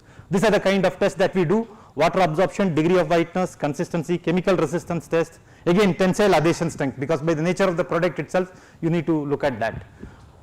Superfine putty, again a common product that is available in the market, and we have this for a number of years. So tensile adhesion strength is one strength that we do, the test that we do for this. Setting time, pull out strength, because pull out strength test you will see that it is a common test for most of the products, because being a thin membrane you got to do that pull out strength for most of these products. So we have that. Spectrophotometer test is one test which tests the degree of whiteness of putty itself. So that is block fix. Of course, we have got the critical test that we do on that is the split tensile strength. Where it fails, when you have that paste and when you use it, at what load it fails. So that is what the split tensile strength that we do for the block fix, and the tensile adhesion strength again. Super shield, of course, the integral waterproofing compound which is added to concrete. The basic purpose is to reduce the water cement ratio. It is basically used in the retail segment where they are not able to reduce the water cement ratio by using the conventional this thing. So it affects in reducing the water cement ratio to such an extent that your workability is not compromised and you get a higher strength, and thereby the durability is also enhanced. So these are the kind of tests that we do. Water permeability test is one test that we do on that as far as the integral waterproofing compound is concerned. Then the super bond and epoxy both, of course, the primary objective of using this is old concrete with new concrete, but SBR is also being used as a repair mortar, as a mix of that. So for such applications also it is being used. So the kind of test that we do for that, elasticity, pull out strength again for the epoxy bonding agent, tile adhesion strength, compression strength, rebar pull out test, slant shear test. So kind of test that we do for SBR and epoxy. Again, this is, of course, we had compared with various products available in the market. That's how we try to see how we can make a the USP in our product. So we have done a detailed study at our research center, the Ramco Research Development Center, which is at Chennai, and we have done lot of studies on cement, concrete and various other construction products. So we have collected various samples from the market. We have done a comparative study and we have seen which is the right kind of test, based on the feedback from consultants as well as from various experts in the market. So we have been able to do that. This is the aqua shield test, that is the brush kind of coating that we have done. Water penetration test we have done, elongation test again. Food grade test also we have obtained for that product, because that is most important, because many of the places they use it for water tanks and other places. So these are the kind of products we have got. Ramco micro concrete, of course, we have got in 3 variants, M40, M60 and M80, and these are the tests that we do on that: compression, flexure strength and yield of that flow, all these tests that we do. Super grout, of course, it is again a 25 kg bag, flexural strength and compressive strength, and most of this product you see, what we have done is that before bringing into the market, we have used it in our own cement plant. Be it our silos itself, waterproofing compound we have used. The primary objective of our was to use in-house. Over the last 3-4 years we have been using in our own cement plant, and then later on what had happened was that we thought of why not commercially bring it out, most of this product. So as a challenge to various construction problems, most of you would face a lot of construction problems when you go to sites, there would be various challenges. So in answer to that, within our in-house construction we have been able to develop from our various Ramco cement plants, and we have been able to develop these products. So this is what the super grout is all about, the kind of test that we do for that. Of course, dynamic loading test is one challenging test that is being done, but we have taken help from IIT Madras also for helping us to do the kind of test on this, because that becomes critical in many of the applications. So we would be further developing the product based on the test that we the results that we get. This is what the super plaster which I was talking about, the super plaster eco. Primarily, if you look at the construction side, the same cement has been used for plastering. It's surprising to see that even OPC 53 is nowadays being used for mortar as well as plastering applications, even in city like Bangalore, where we think that a lot of knowledge is there as far as the practical application is concerned. But there also you will find, I was surprised to see, and even 53 grade is also being used for fixing tiles, which is quite surprising. The answer to that is, many of them say that we have purchased some cements for concreting, so the balance cement has been there, so we think of using it for various other applications. But then the concept of right product for right application doesn't fit in there. So this is what the water retentivity test we do, as well as the air content, which is of course very specific to plaster. When you measure water retentivity test and air content, you will be able to understand whether the mortar is able to spread out easily and whether it is having that self-curing properties or not. So we add some polymers for getting that self-curing properties as far as this is concerned. So thanks for your attention. Thank you so much.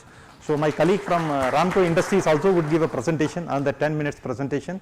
So I am sure that this conference would throw a lot of light as well as the various challenges is concerned, and very interesting. I was fortunate to attend the discussion on concrete by Professor 𝗘𝗃𝗏. It's always an honor to be there in his lecture, and of course I also recognize the presence of Dr. 𝗘𝗴𝗶𝗶𝗵, who has been there from IIT Bhubaneswar, and we have also been doing a lot of works together. Thank you. And thank you, sir, Dr. 𝗘𝗴𝗃, for having given us this opportunity to being here and to interact with you. So as students, you can always come to our research center, which is at Chennai, not very far from here. And we have a lot of studies that are being conducted. So if you want to have some kind of interaction with us, we would be too happy for that. Thank you so much. Thanks for your attention.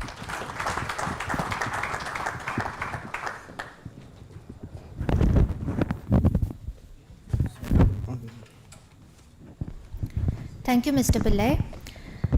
Now we have our second platinum speaker, Mr. Janaki Raman, General Manager, Smart Build, the Ramco Cements Limited and Ramco Industries Limited, to give his presentation on the topic Sustainable Products in Construction Industry.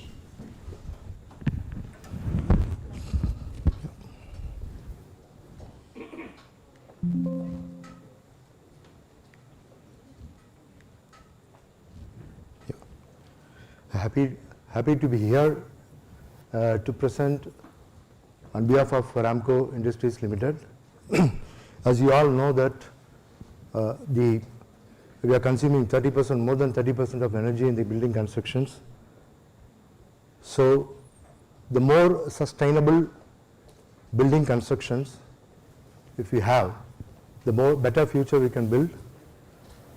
Of course, as Professor Ravindra Gittu sir has quoted here, the sustainability and the water scarcity is going to be the major role in future. Yes, we have coming up with the new system, like we are pioneering in green dry constructions using our product.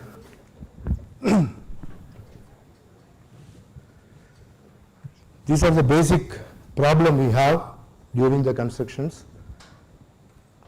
We don't get timbers, we don't get sand. We have a lot of problems in the getting raw materials to do the building constructions. So construction is green. This is what we say. Using your product, we can say around 98% water savings, and more lighter, 4 times lighter than the normal constructions,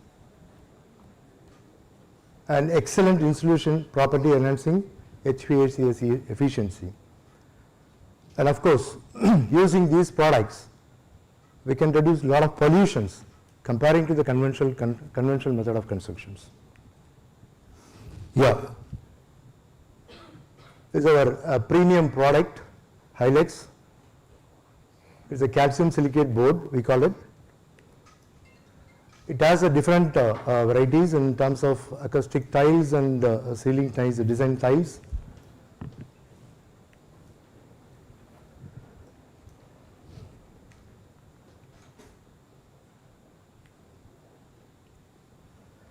What is the major in this product actually? See, we have a 4-hour fire rated systems and 2-hour fire rated systems, mainly being used for the industrial projects and many of the institution projects and many of the major projects.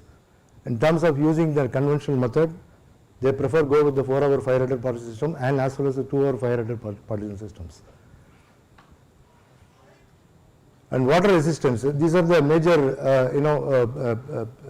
we face the problem in the construction industry. When you use the product, will it be water resistant? Yes. Even if you soak a product into to the water in 24 hours, it won't break. It will absorb water, and this will get dried off after sometimes. And again, one more threat. Will this product, termite issues will occur? And no, we say is a zero termite issues. And then the next, fungus. During the process of dampness or any kind of water into this product, is there any fungus? This will never allow microbiological growth into the product, And this is the best sound insulations which we have tested across the national laboratories. And this will give around 42 to 65 dB level NRCs, 0.7 to 0.85. And of course, when we use this product into the buildings, we have a problem normally, the impact issues. So it is the best product where this will give you 900 J per square m. And what we do using this product, these are the product which we come up with the market. And by keeping this, what we can do, so we do the partitions, we have our own design system, design team, and we do designs according to the requirements, and we give presentation to the clients and see how we can fit our product into their requirement. These are the false ceiling systems and 60-minute fire-rated false ceiling systems. This is basically we get the drawings, design drawings from the architect or consultants. We prepare ourselves with reference to the drawings from the consultants, and we also go along with the RCP, that is reflected ceiling plan, go along with the servicing lines, all MEP and all other services.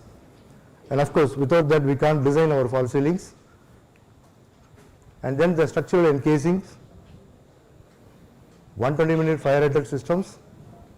And we also come up with a new product which is high density board, fiber cement boards, which is can be used externally for the buildings in terms of cladding, in terms of external wall partition also.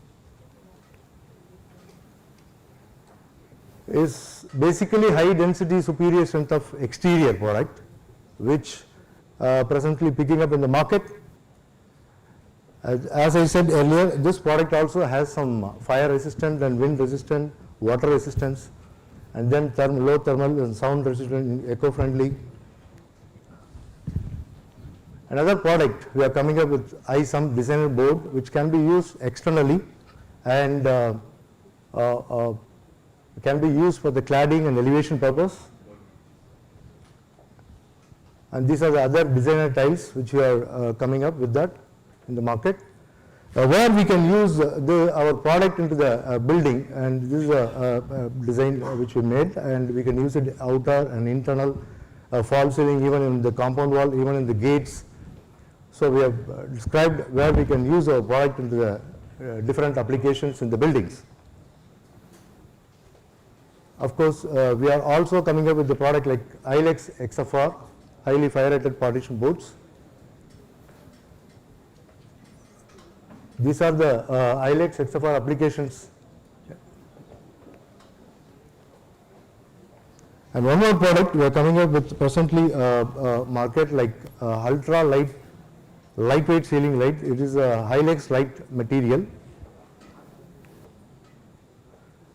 Again, this has the same thing, like we are different pattern we are coming up with the design with NRC levels, and this also has a fire resistant and sound insulations, thermal low thermal conductivity, and it's a basically lighted project. This is a technical specification of the product.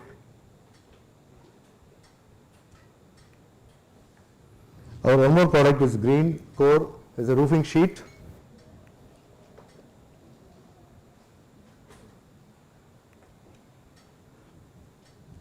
Yeah, what we do using this product in the smart build, what we do in smart build using this product. So we do projects in terms of taking up the entire work and do this, and we do the technical consultancy in terms of the contractor or the builder or the owner wants to do with his own applicators. We do the technical consultancies and a continuous training to the people who are doing the work and the quality assurance. These are the range of projects we have done internally. It's a dormitory at Rajapalayam with LGS of constructions.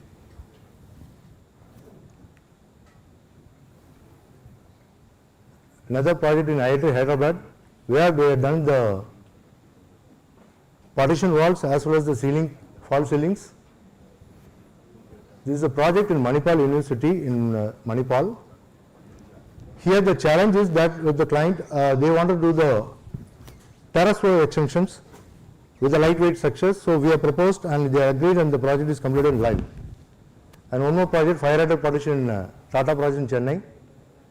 Another project, other view of this, and the college, medical college in Bihar.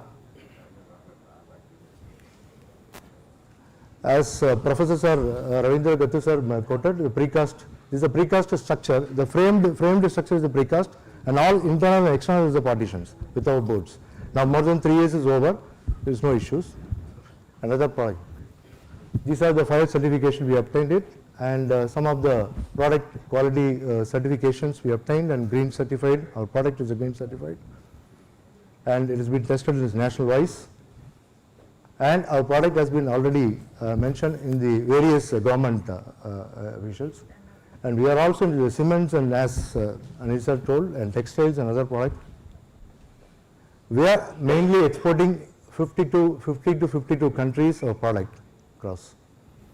These are our clients. Thank you.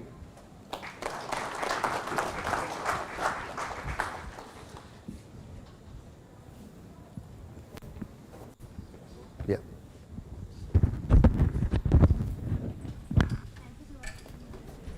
Thank you to our platinum sponsors, Ramco Cements Limited and Ramco Industries Limited, for the presentation. Now we will proceed for a short 30-minute tea break, and I request you all to reassemble to the same classroom as we continue with the remaining sessions.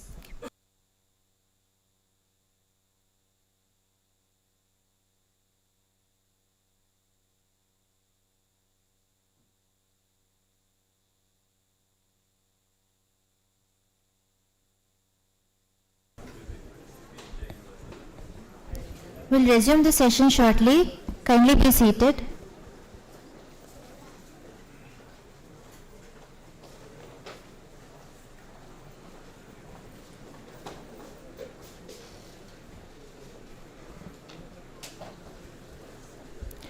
Welcome back, everyone. We now continue with the next set of expert talks. I invite our plenary chair, Professor Nowak, to take the lead and guide us through the upcoming presentations.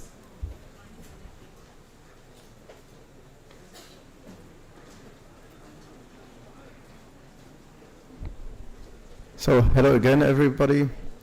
For me, it's a real pleasure to introduce my colleague 𝗘𝗃𝗃𝗵𝗹 to his plenary talk. And maybe you don't know it, but I was several years heavily involved with temperature, but thermal actions induced by climate. And that means your fire is here, and my thermal actions were there. So it's a totally different issue, but very interesting. And your title, which is titled Development of Ultra-High Performance Concrete for Fire-Resistant Applications, this is really a challenge because there are two opposite issues which have to be matched. But before you start with your presentation, I just would like to say a few words about his position. He is professor at the Michigan State University in the US, and I would say he is a real big authority and an expert in fire resistance design of concrete structures, I think mainly. And I don't know whether you know Kang-Hai Tang from NTU. Yes, he's also a very good colleague, a well-known colleague of mine, and he is also very good. So I think you both are matching very good together. And he did a lot of significant work publications with regard to fire resistance. So please come onto the stage and give your presentation. And 5 minutes before the presentation stops, then I make this, and then 2 minutes this, and then this. If I look at you right, then yes. please. Yep. Please do. Oh, thank you. Yeah. It can go one way tight.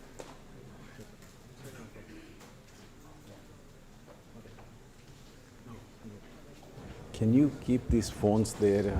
I give it to Subramaniam. Here. this also.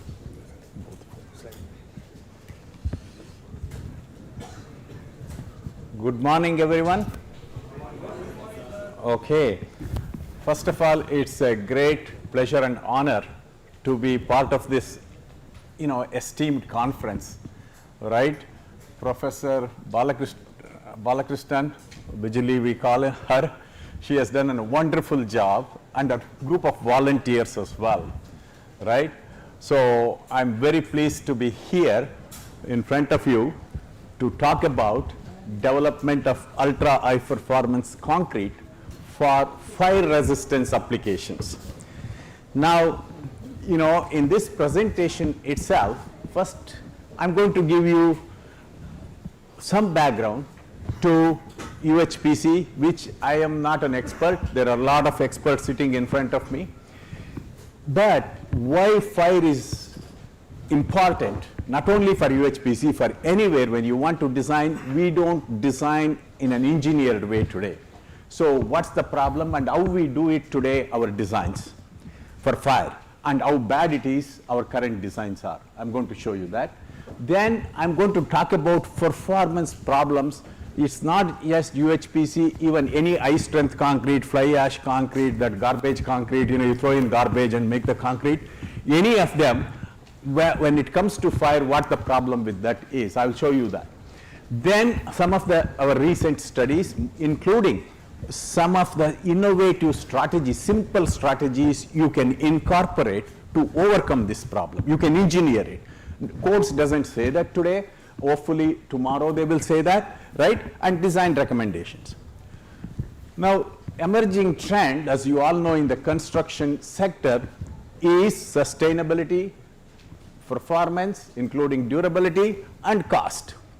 And more importantly, carbon emissions is another major thing in some countries around the world. Now, UHPC is a recent material. Basically, it's designed for achieving high material performance. Its composition, you can make it with coarse aggregate if you want, but many times without coarse aggregate. You add fibers, low water cement ratio, right? This what's a lot of admixtures you throw in to make workability and other things. When you do this, its characteristics, very high packing density, as you know, compared to your conventional concretes, low porosity and permeability, and you get very ductile response if you add those steel fibers, right? Strength is higher. This is, you see this regular concrete here. If you add steel fibers, your strengths are much lower here, but it's ductile. But with UHPC, you can get much higher strengths and ductility, whatever you need. A lot of advantages. It's not just the strength, but there are durability consideration. It's one of the best. It has been used not now, for the last 20-30 years in real applications, bridges, buildings, first started mostly in Japan, Korea, moved, Europe as well. Then it moved most recently in US, in fact, right? And Canada was much before that. We had a lot of projects which you can see on the internet if you want on all these projects. Now, it's structurally, when you use this material, you have a lot of advantages. High flexural capacity, reduce shear increase shear capacity, cross section will be much less, but right, and even maintenance cost will be less because no corrosion and other issues. But when it comes to problems, right, brittleness you can overcome with with fibers. Another problem can be fire, and fire is very important. Why? Because if you look at the magnitude of the fire problem, you will see how important. Fires cause thousands of deaths and billions of dollars of damage in each and every country around the world. Remember, earthquake may not be problem somewhere else, but still we do so much for earthquake design only in some regions. But fire, it's not like this. A small village to, to a town in Chile, it's problem. Now, when fire happens, it's a severe hazard and threat to the people, first responders, as well as our structures, built environment. Now, in US data, according to 2023, 1.4 million fires. There are a lot of fires which happen in the US, leading to 3,670 deaths, nearly $50 billion of damage. Now, when fires occur, they represent the most severe conditions that a structure can see. Temperatures go up to 1,000 degrees, not 550, 60, 70, 80 degrees centigrade, 1,000 degrees centigrade or more. And it can happen from an electric short circuit, as simple as that, which is common cause in India most of the time, or as a secondary event. After most earthquakes you have followed by the fire, like Kobe earthquake, for example, New Zealand and Chile earthquake. These are some of the recent earthquakes. It's followed by the fire, or a blast leads to the fire, an impact, a truck hits a bridge. Impact is nothing. That bridge is designed for that piers and abutments for impact, but you never design for the fire. Including in 9/11, as you can see that 40 buildings collapsed or damaged, not just 2 towers. 9 buildings collapsed. These are 30, 40, 70-story buildings. Much of the damage is because of the fire, right? But what was the primary loading? Impact. The towers were designed to impact loading, but not for the fire which followed it, right? So fire is a significant effect. Now, we put in, it's impossible to prevent all fires. So we put in a lot of measures. Building codes require you to put all these measures, including sprinklers, heat detectors. Look at the sprinklers there, heat detectors, smoke detectors, exit paths, staircases for people to get out, firefighting to happen, firefighters to come and fight the fire. And the last one, in fact, which is much more important in Indian conditions, is structural fire safety. That's the one which will save lives. That's the one where property is saved, because in India, for firefighters to come, there is India very its own problems, right? And active systems don't work in India many times. And even in US, for example, there was no water in Los Angeles fires. Enough water is not there. So, and those sensors, they are very cheap sensors. You cannot, because of the cost. So those sensors may not work many times, which is common.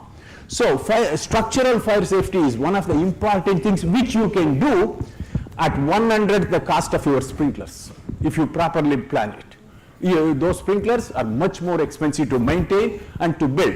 So fire resistance is very important. For example, in 9/11 buildings, what we learnt was, it was the most fortunate day.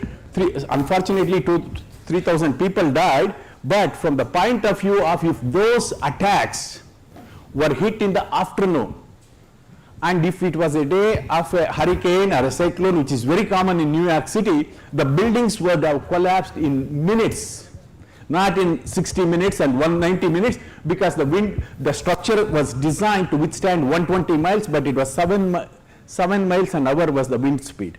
So there was some resistance to withstand the fire effects.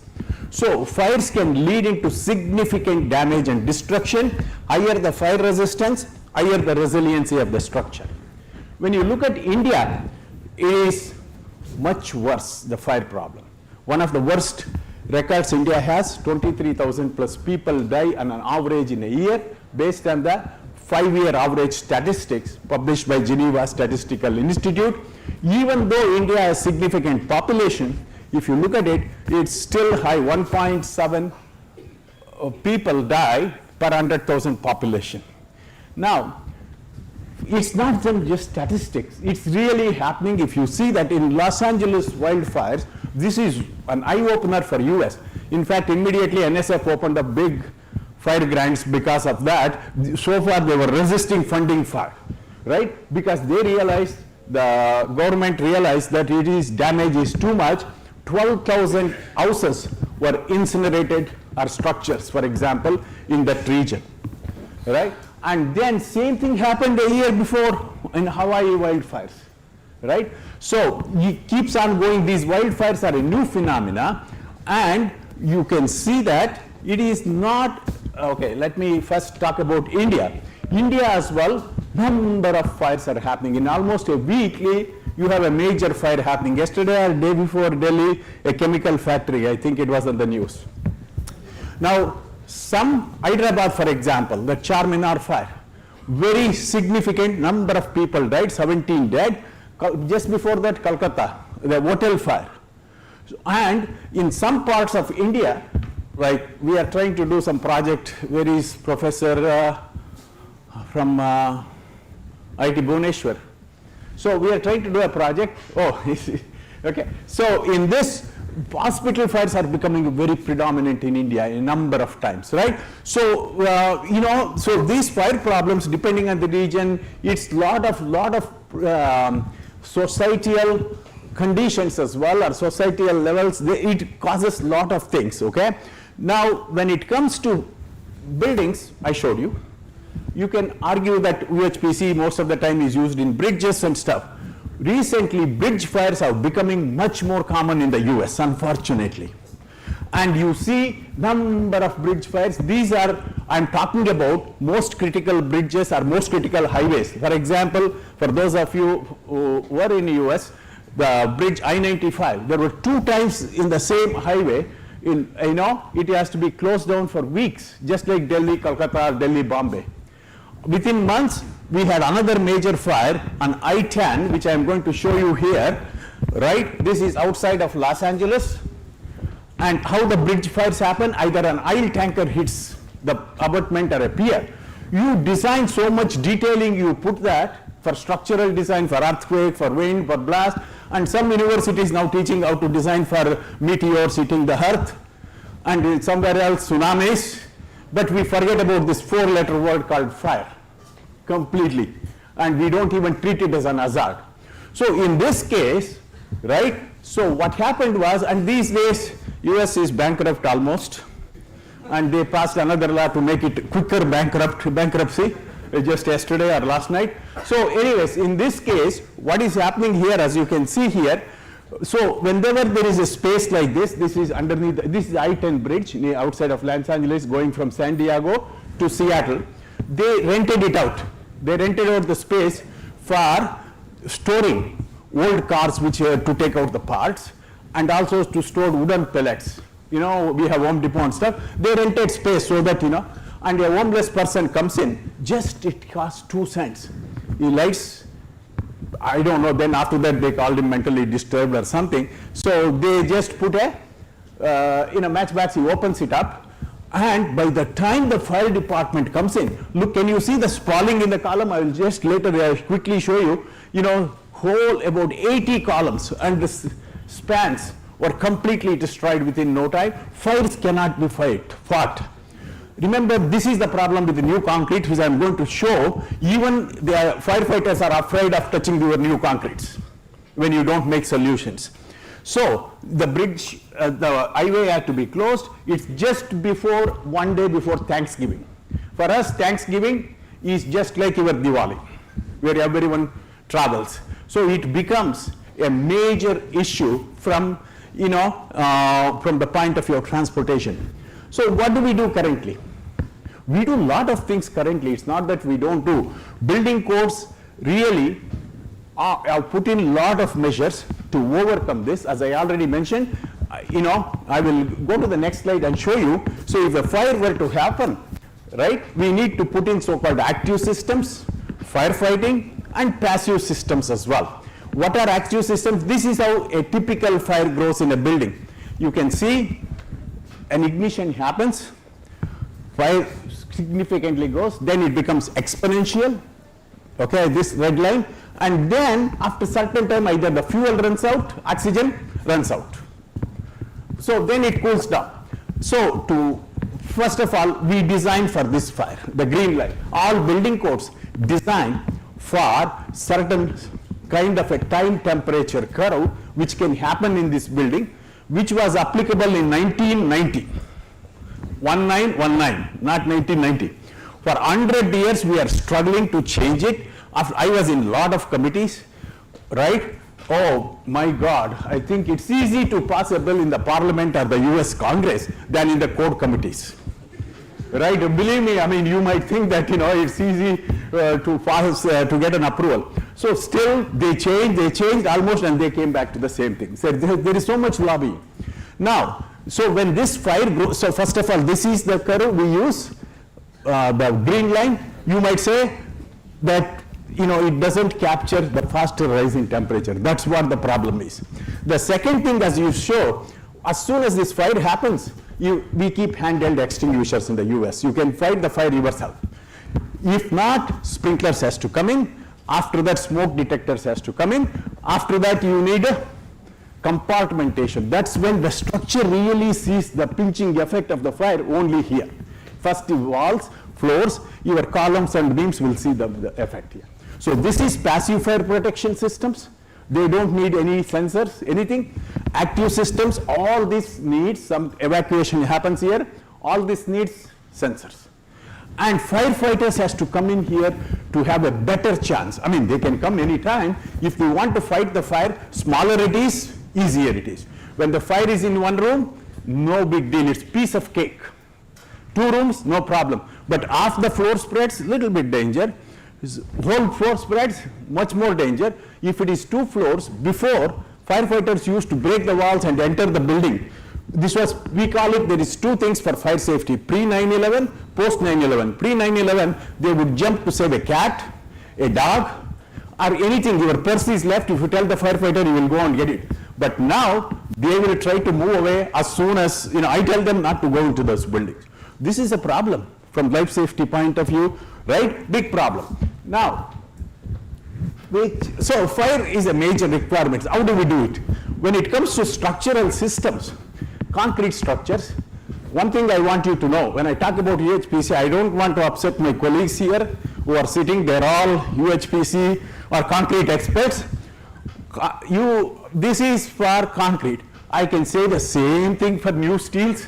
I can say much more bad things about wood, FRP. Newer the material, my philosophy is, worse is the fire. You need to do something to make, you need to engineer it. You cannot use 1919 methods or 1960s rules for that.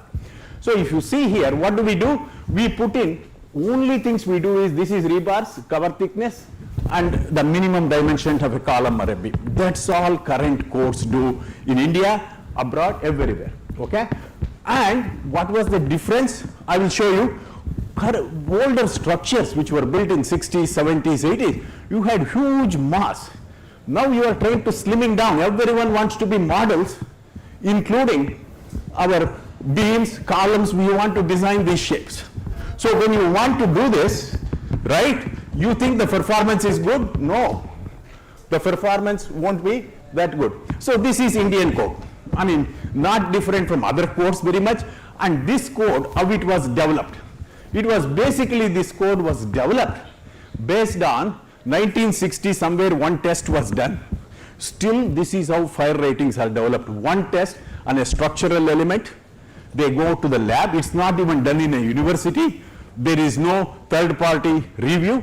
So they submit it and they get a rating. If you have, for example, for a beam, if you need 1 hour rating in a concrete beam, that's the minimum dimension and cover thickness. That's it.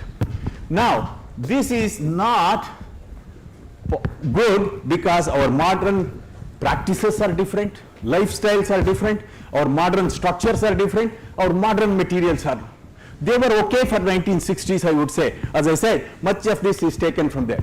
Now, if you see here, for example, the fire curve I already explained to you. If you have electric vehicle, in US, every house now has electric charging in their basements. If the basement fire starts, electric fire is entirely different.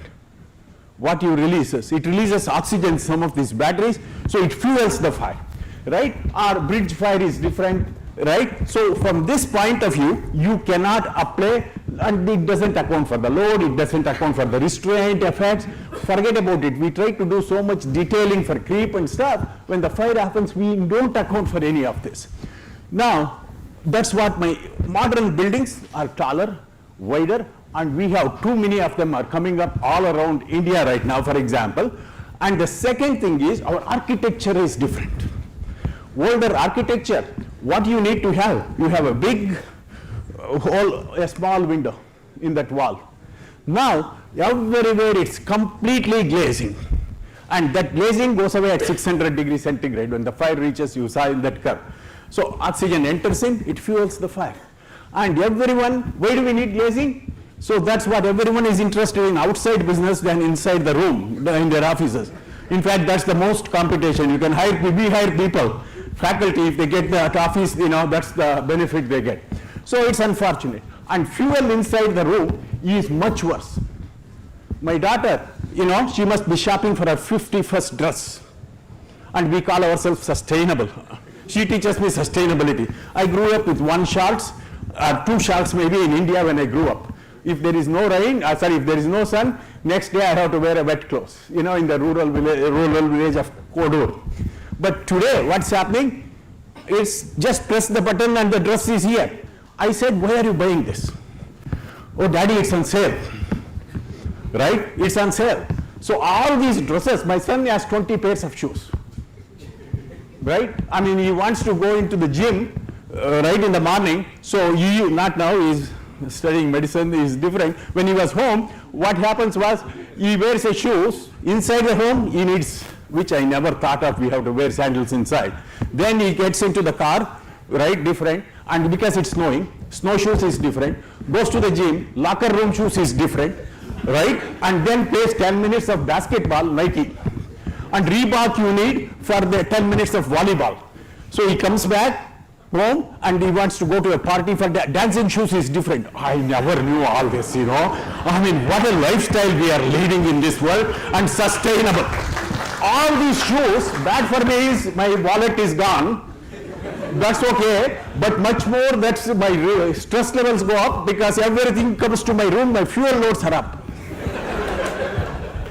Okay, so anyways, modern structures, that's why it's very bad. So these modern materials, whatever we use for these sofas, these chairs, full of plastics, it releases carbon monoxide in fractions of a second as opposed to older wood, right? Remember, wood is much better than steel, for example, from the fire safety point of view, if you don't know. So I think, and you see, I have put this picture here just to show you, this is how much fuel is in this small room, and when it burns and it's full of this, there is no thermal mass. Your structure, doesn't have any resiliency. And this is just, if it works, I will show you this video, the cladding these days, we put in a lot of cladding, we put in outside, biggest problem, lot of fires spread vertically very quickly, which we didn't know. It's always, we thought, fire and gravity,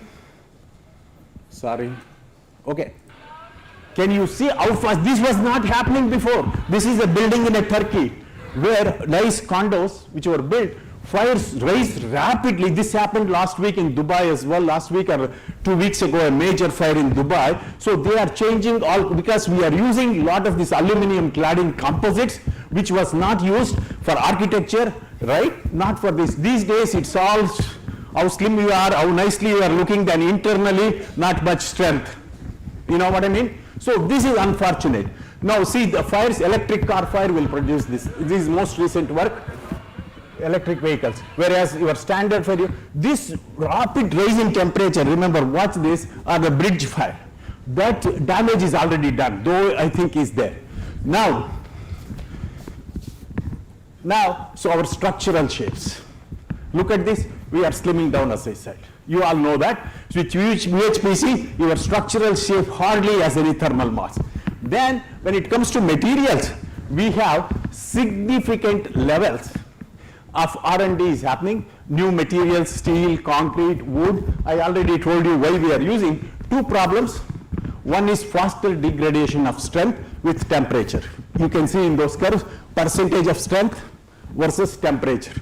Higher the temperature, you see that you have normal strength versus high strength versus UHPC. Just focus on that, okay? And we established that recently, and thermal mass is less, you know that. And these concretes have always water. I mean, maybe it's reduced amount water. What happens? A conventional column, normal strength concrete column, can you see here? After 3 hours, nothing happens. High strength concrete, I almost call it UHPC, it's 140 megapascals, doesn't have steel fibers or anything. 140 megapascals concrete, tests were done for Portland Cement Association. So water becomes steam. Here your permeability is 10 to the power of minus 16. It's about 10 to the power of minus 18 or even up to 19. It's hard to measure that those times. So water, that steam converts itself into pressure, stress, tensile stress. In fact, you increase the compressive strength but not tensile strength very much. When the stress, tensile stress exceeds tensile strength, which is dropping with temperature, boom, boom, boom, popcorn, right? So that's what happens. Now, and it comes out as bullet. That's UHPC beams, you can see on the top, okay? Conventional normal strength of 3 hours, after about 76 minutes, UHPC, okay? So now, what research can be done? Due to lack of time, I will quickly go through a few slides. Now, we have done a lot of work. For the last 30 years, always my work has been on fire, right? So we tested a lot of beams, columns, slabs, walls, you name it, steel, concrete, any composite, wood, FRP. We tested various types of concrete, did lot of material properties tests at elevated depth, about dozen properties you need if you want to model it, not just your strength, stiffness, or elastic modulus, okay? Tensile strength is very important, which we neglect if you want to have a better fire resistance, tensile strength of concrete. Then we develop some guidelines, models and guidelines. So these are some of the mixes. I don't want to go through this. I work with Professor Surushian, some of you might know, to develop this UHPC mix, okay? So these are different beams done for Air Force in the United States as part of an Air Force project, and we develop thermal properties. This is how thermal conductivity changes with temperature. So this is UHPC, this is high strength concrete, this is normal strength concrete. So it's not much, but thermal conductivity of UHPC, if you add steel and polypropylene fibers, you can modify that to some extent, but very much similar thermal properties, you can say, slightly worse in UHPC or higher thermal conductivity, similarly specific key. When it comes to compression stress strain curves, you can see this at room temperature, 200 degrees, 400, 600, 800, 1000 degrees centigrade, but the rate of heating is different. So especially, that's why when it comes to guidelines, if you are using UHPC in an office building, it's okay. But if you are using in a parking garage where cars can catch fire, if you are using in a bridge, if you are using in a tunnel, you have to do something. I mean, it's danger, right? So that's why rate of heating we first established very recently. Maybe it's there somewhere. In Cement and Concrete Company, we published this paper. Normal strength concretes, you can heat up much higher. I told you what happens in electrical. UHPC and stuff, materials, rate of heating. Many people don't even look at it. That standards don't account for that. So this is tensile strengths as a function of temperature similarly. So we established, and that's the comparison for normal strength concrete, high strength concrete, and UHPC here, high strength here, normal strength here. Okay, so these relations are very important. We followed it with number of tests, again for structural members, columns, beams, and all this. I'm going to just show you when these columns were made, the temperatures, for example, one of the thermal response of this, the corner rebar. In fact, in a concrete member, less effect on concrete. It's all how steel is structured, positioned from the fire point of view. When you have this, right, so you look at this, that corner rebar, it sees much more rapid rise in temperature than the middle rebars, okay? And, this is the deflections of the beam. As you can see, this is, if you add polypropylene fibers, it helps to some extent, the deflections, which I'm going to talk about. Then we did the tests, as you can see, right? This is normal strength concrete beam, high strength concrete beam, UHPC beam with steel fibers alone. If you add polypropylene fibers, they melt early at 160 degrees, create channels. Basically, it increases the permeability. Think it that way, and the pore pressure gets alleviated. So you have lesser spalling, much lesser spalling, and they fail, as you see. Normal strength concrete beam, it fails in 180 minutes. High strength concrete beam, UHPC, and look at the percentage of volumetric spalling. When you add fibers, you can reduce it, but not fully. We developed models. Lot of microscopic, we developed our own models starting from Fortran code, and now ChatGPT is helping us well with all this coding, whatever. So with all this, but main thing is we accounted for some of the key parameters.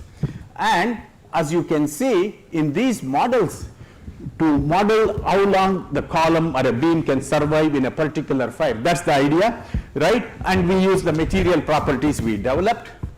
And if you see this, good validation is required. UHPC, you can see the faster rise in temperatures, normal strength concrete beam, slower rise in temperature. It helps the rebars to maintain lot of, to contribute to the tension stress.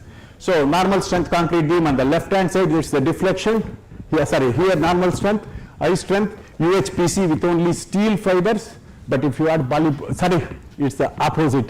UHPC with steel fibers, if you add polypropylene fibers, you can increase the fire resistance. Okay? So basically, then we vary lot of factors, which is very important. It's not just the cover thickness and the size as the codes say.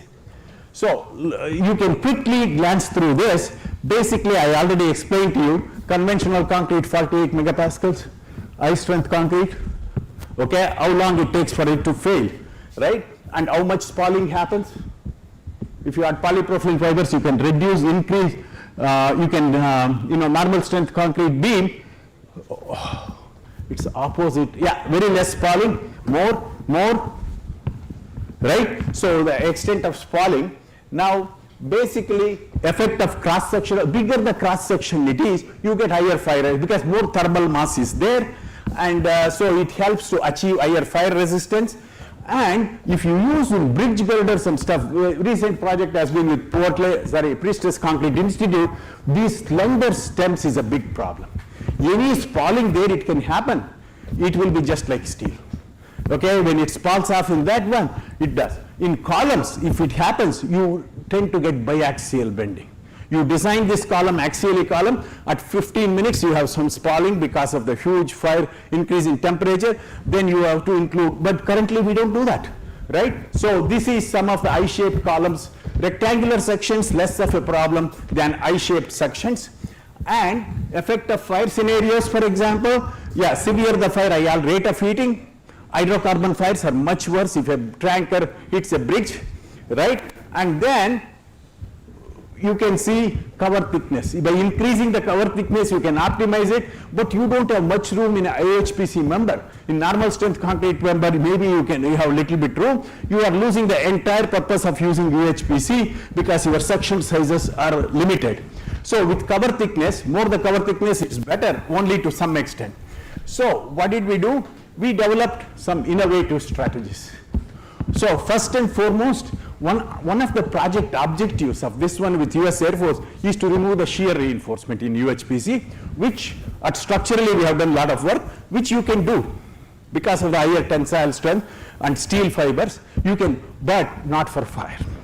So don't, if you are doing this for fire purpose, you need confinement is better, you need confinement who helps.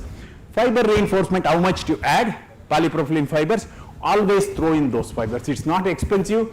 Talk to material experts. They will tell you the workability becomes problem, but they can come around it. It always helps more than in cracking and other things. And if you are using in bridges and tunnels, combination of steel and polypropylene is much more beneficial than just using steel alone or even polypropylene alone.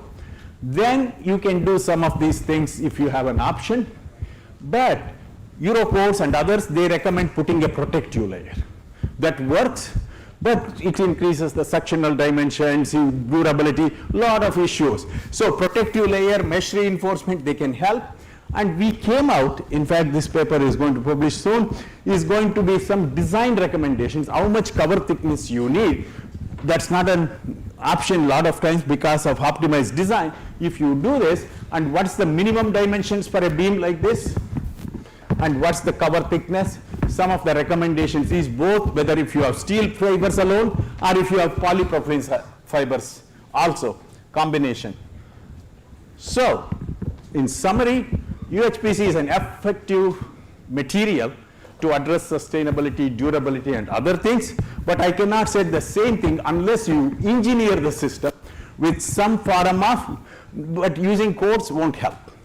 Current provisions in the codes.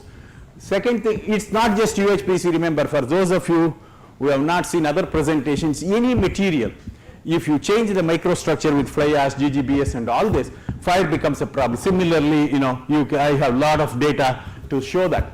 Structures made of UHPC exhibit lower fire resistance, especially due to quicker loss of strength and spalling, and you need to innovate it through experiments and calculation methods, you can develop innovative techniques such as, I have, even if you are using in columns, bending the ties or providing stirrups, proper stirrups. In fact, closer the stirrups if you can provide, you can eliminate half of the problem. That's if you can increase the stirrup content, And yeah, the proposed design recommendations can be used, right? And still there is lot of work which needs to be done to address UHPC. There is lot of PhD problems for those of you who are doing it. Rather than testing same old compression tests and tension tests, there are number of things including bond, shear, for example, strength, for example, creep, high temperature creep. This morning you saw that they are all very much at high temperature, challenging problems. So finally, all this credit should go to a lot of my students and scholars who worked on concrete portion of this or UHPC portion of this, and a lot of support from industry, more than $10 million support both in Canada and US on concrete, overall general concrete projects. So I would like to acknowledge their support and thank you all for your attention. And thanks to Professor 𝗗𝗃𝗏 for organizing this excellent conference.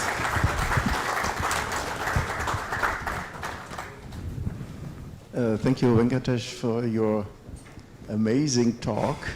It was very, very impressive. And I think you have seen he also burns for his profession. So I make a living out of fires. His area of expertise says it all, I think. So now we have a couple of minutes for questions.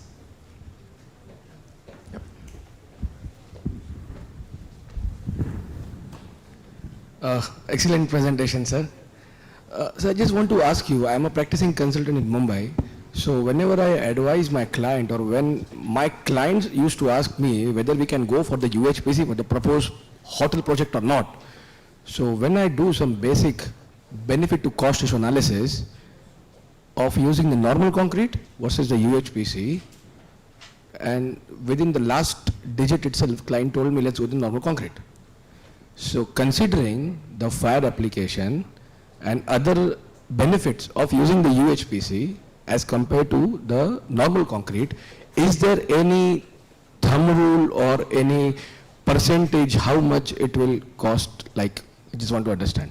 Oh, that I don't know how to answer, but for sure it's more, but you cannot look at just the material cost or design cost, you have to look at the overall project.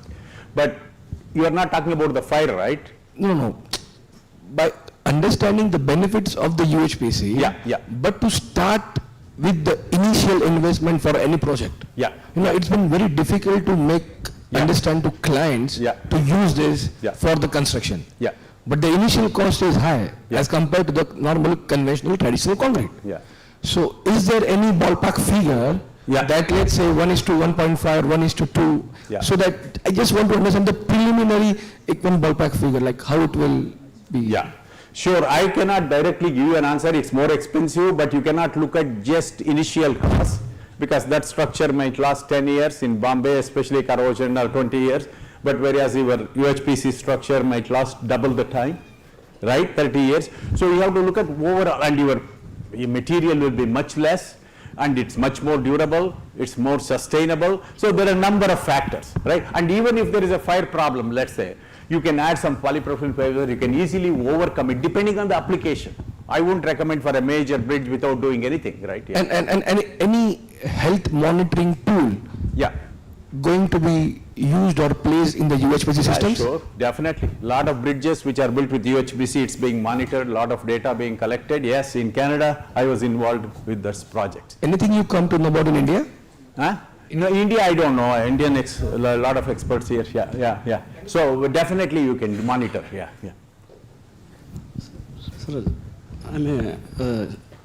Sir, you are like James Cameron, like a big shot Hollywood director.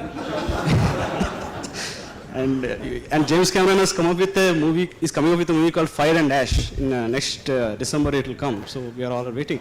So when you have that much funding, we are like independent filmmakers, and if you want to quote a budget to a funding agency, they will ask you $5,000. I tested 100 columns, so you can, 100 beams over my life. Luckily, thanks to my supporters, National Research Council, who are funding, and sir, In Canada especially, much more than even in the US, and industry also in the US, I should be thankful. India, for example, that is being addressed 10 years ago, 15 years ago, there was very less interest in India in fire safety and stuff. I am involved with some university, IIT Bombay, now they want to set up something. IISc Bangalore, over the last 7 years, I work with them. There is a facility coming up. If you want, I can introduce IIT Delhi has some facilities, IIT Bhubaneswar want to set up, IIT Hyderabad has facilities. So as far as I know, and CBRI, more than anything else, I'm involved with them, right? There is number of places where you can test. CBRI, for example, can address some of the industry needs because they directly test under the code, standard fires and stuff. So there is things happening. Yeah, fire tests are very expensive. And now added to that, you have these modeling approaches. We can use it and use the data from China, US, validate it and apply it. So there's one final question.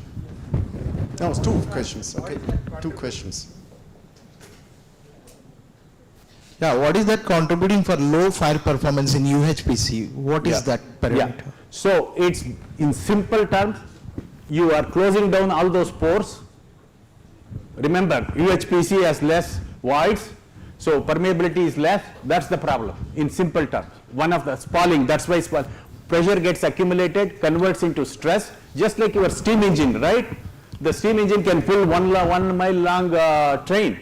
So similarly here, when the pressure exceeds, they escape like bullets, all the outside, keeps on going, okay? And the second thing is, because of the microstructure is changed, the bond between concrete, steel, aggregate, whatever finer or whatever you have, your strength reduces faster than your 1980s concrete, right? All this is a problem. Okay.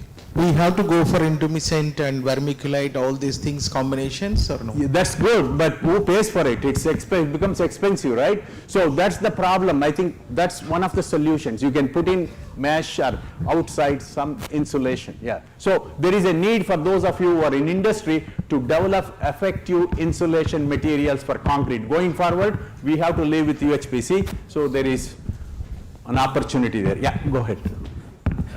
Yes, sir, my question is that as a structural engineer, we can say we are in two parts. One, the earthquake structural engineer, and one, the fire structural engineer. Because after seeing your lecture, what I understood that, okay, as you are telling, the more mass or the more weight should be required. And as a earthquake structural engineer, what we do, we want the slender beams, slender columns, so that the lesser the mass, and we have the lesser the inertial effects, and it would be safer for the earthquake engineer. Yeah. Now, last we have seen few months back in the California, Los Angeles, what happened.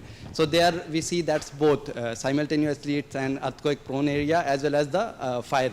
So what you suggest, because we have to sit both the structural engineer as a fire structural and the earthquake engineer, and then they have to decide how they have to build. So what's your recommendation with that? My recommendation, it's good. You're a professor? No, sir. I'm a scholar from IIT Kharagpur, PhD scholar. So my master's thesis Anyways, on the seismic you will effects. become a professor. So It's good for all the professors because there is more research needed.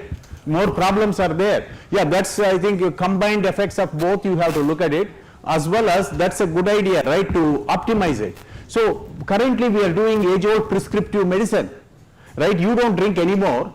My mother always calls me from US if I have cold. She asks me to go with, as soon as I have cold, my brother is a doctor, he's a highly specialist, he's a professor in Bangalore Medical College. So he tells me to take antibiotics. My mother says, don't listen to him. Just take some turmeric and then put, whatever, ginger or whatever. She keeps advising me all the time, and I have to take her advice because she's an elder, she has more experience. So similarly, that's prescriptive approach. But performance is, my brother targets 650 milligrams from antibiotics, right? It will go, average case goes for 1200. So it is engineered way of doing things. You need to engineer the system rather than, prescriptive approaches work, but not for modern practices, modern this thing. It won't work for us because I'm eating too much. Unlike my father's generation, I'm eating too much. So it may not work for me, for my genes, right? So there is, it is engineered systems. Okay, thank you very much. For me, the most important sentence of you was, there is more research needed. Because then we all will benefit from it. And you have to tell all the government and so on that more research is needed, because otherwise we will not be able to get our aim to reduce our carbon footprint and to be more sustainable. And Venkatesh, thanks again for your excellent talk, and I think we had a lot of fun, and now we know you should reduce the number of shoes to be more sustainable. Thank you.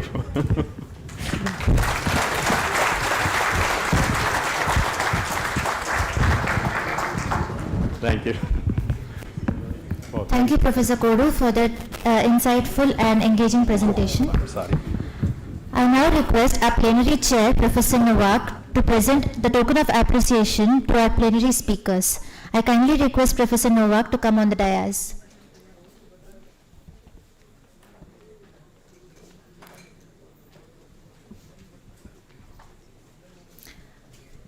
We have our first speaker, Professor Ranzi.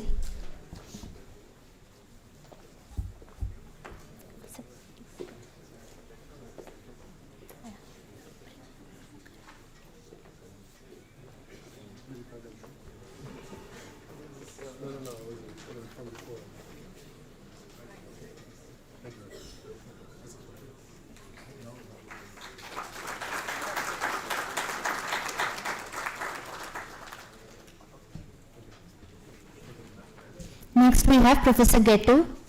Sir.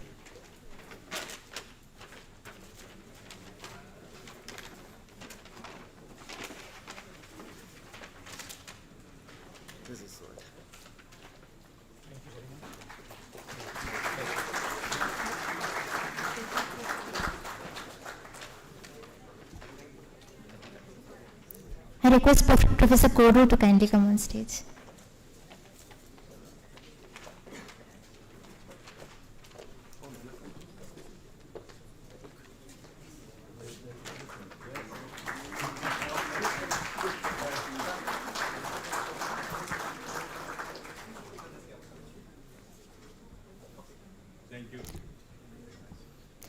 I request our platinum speaker, Mr. Anil Kumar Pillai, to please come on stage. Mr. Janaki Raman. Okay.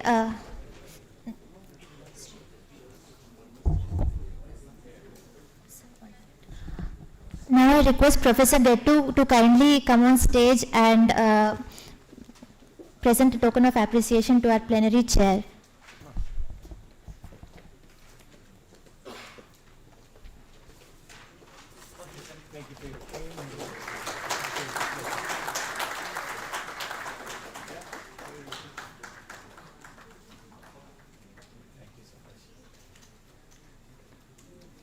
Thank you. Thank you, sir. Okay. We will now take a break for a group photo session with all the dignitaries and participants. Before that, I kindly request all the plenary speakers to come on stage for a photograph, including the plenary chair. Professor Nowak, we request you to come.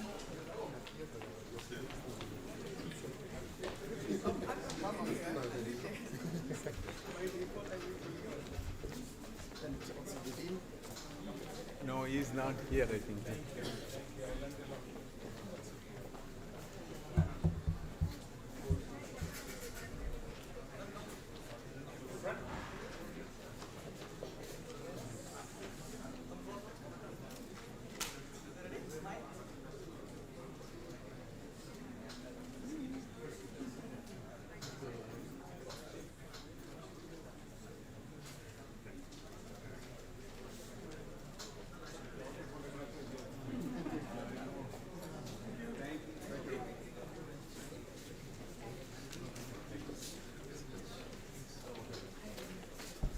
That's okay, no problem. We are doing good. I talked to your students, they were there on the other day as well. So glad you're helping the students. We will now break for a group photo session with all the dignitaries and participants. Kindly proceed to the ground floor for the photo shoot. I have a small announcement to make for all the participants.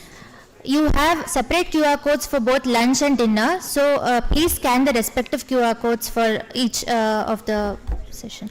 And also I would request you all to take a look at the stalls that are set up just outside this classroom. Okay, thank you.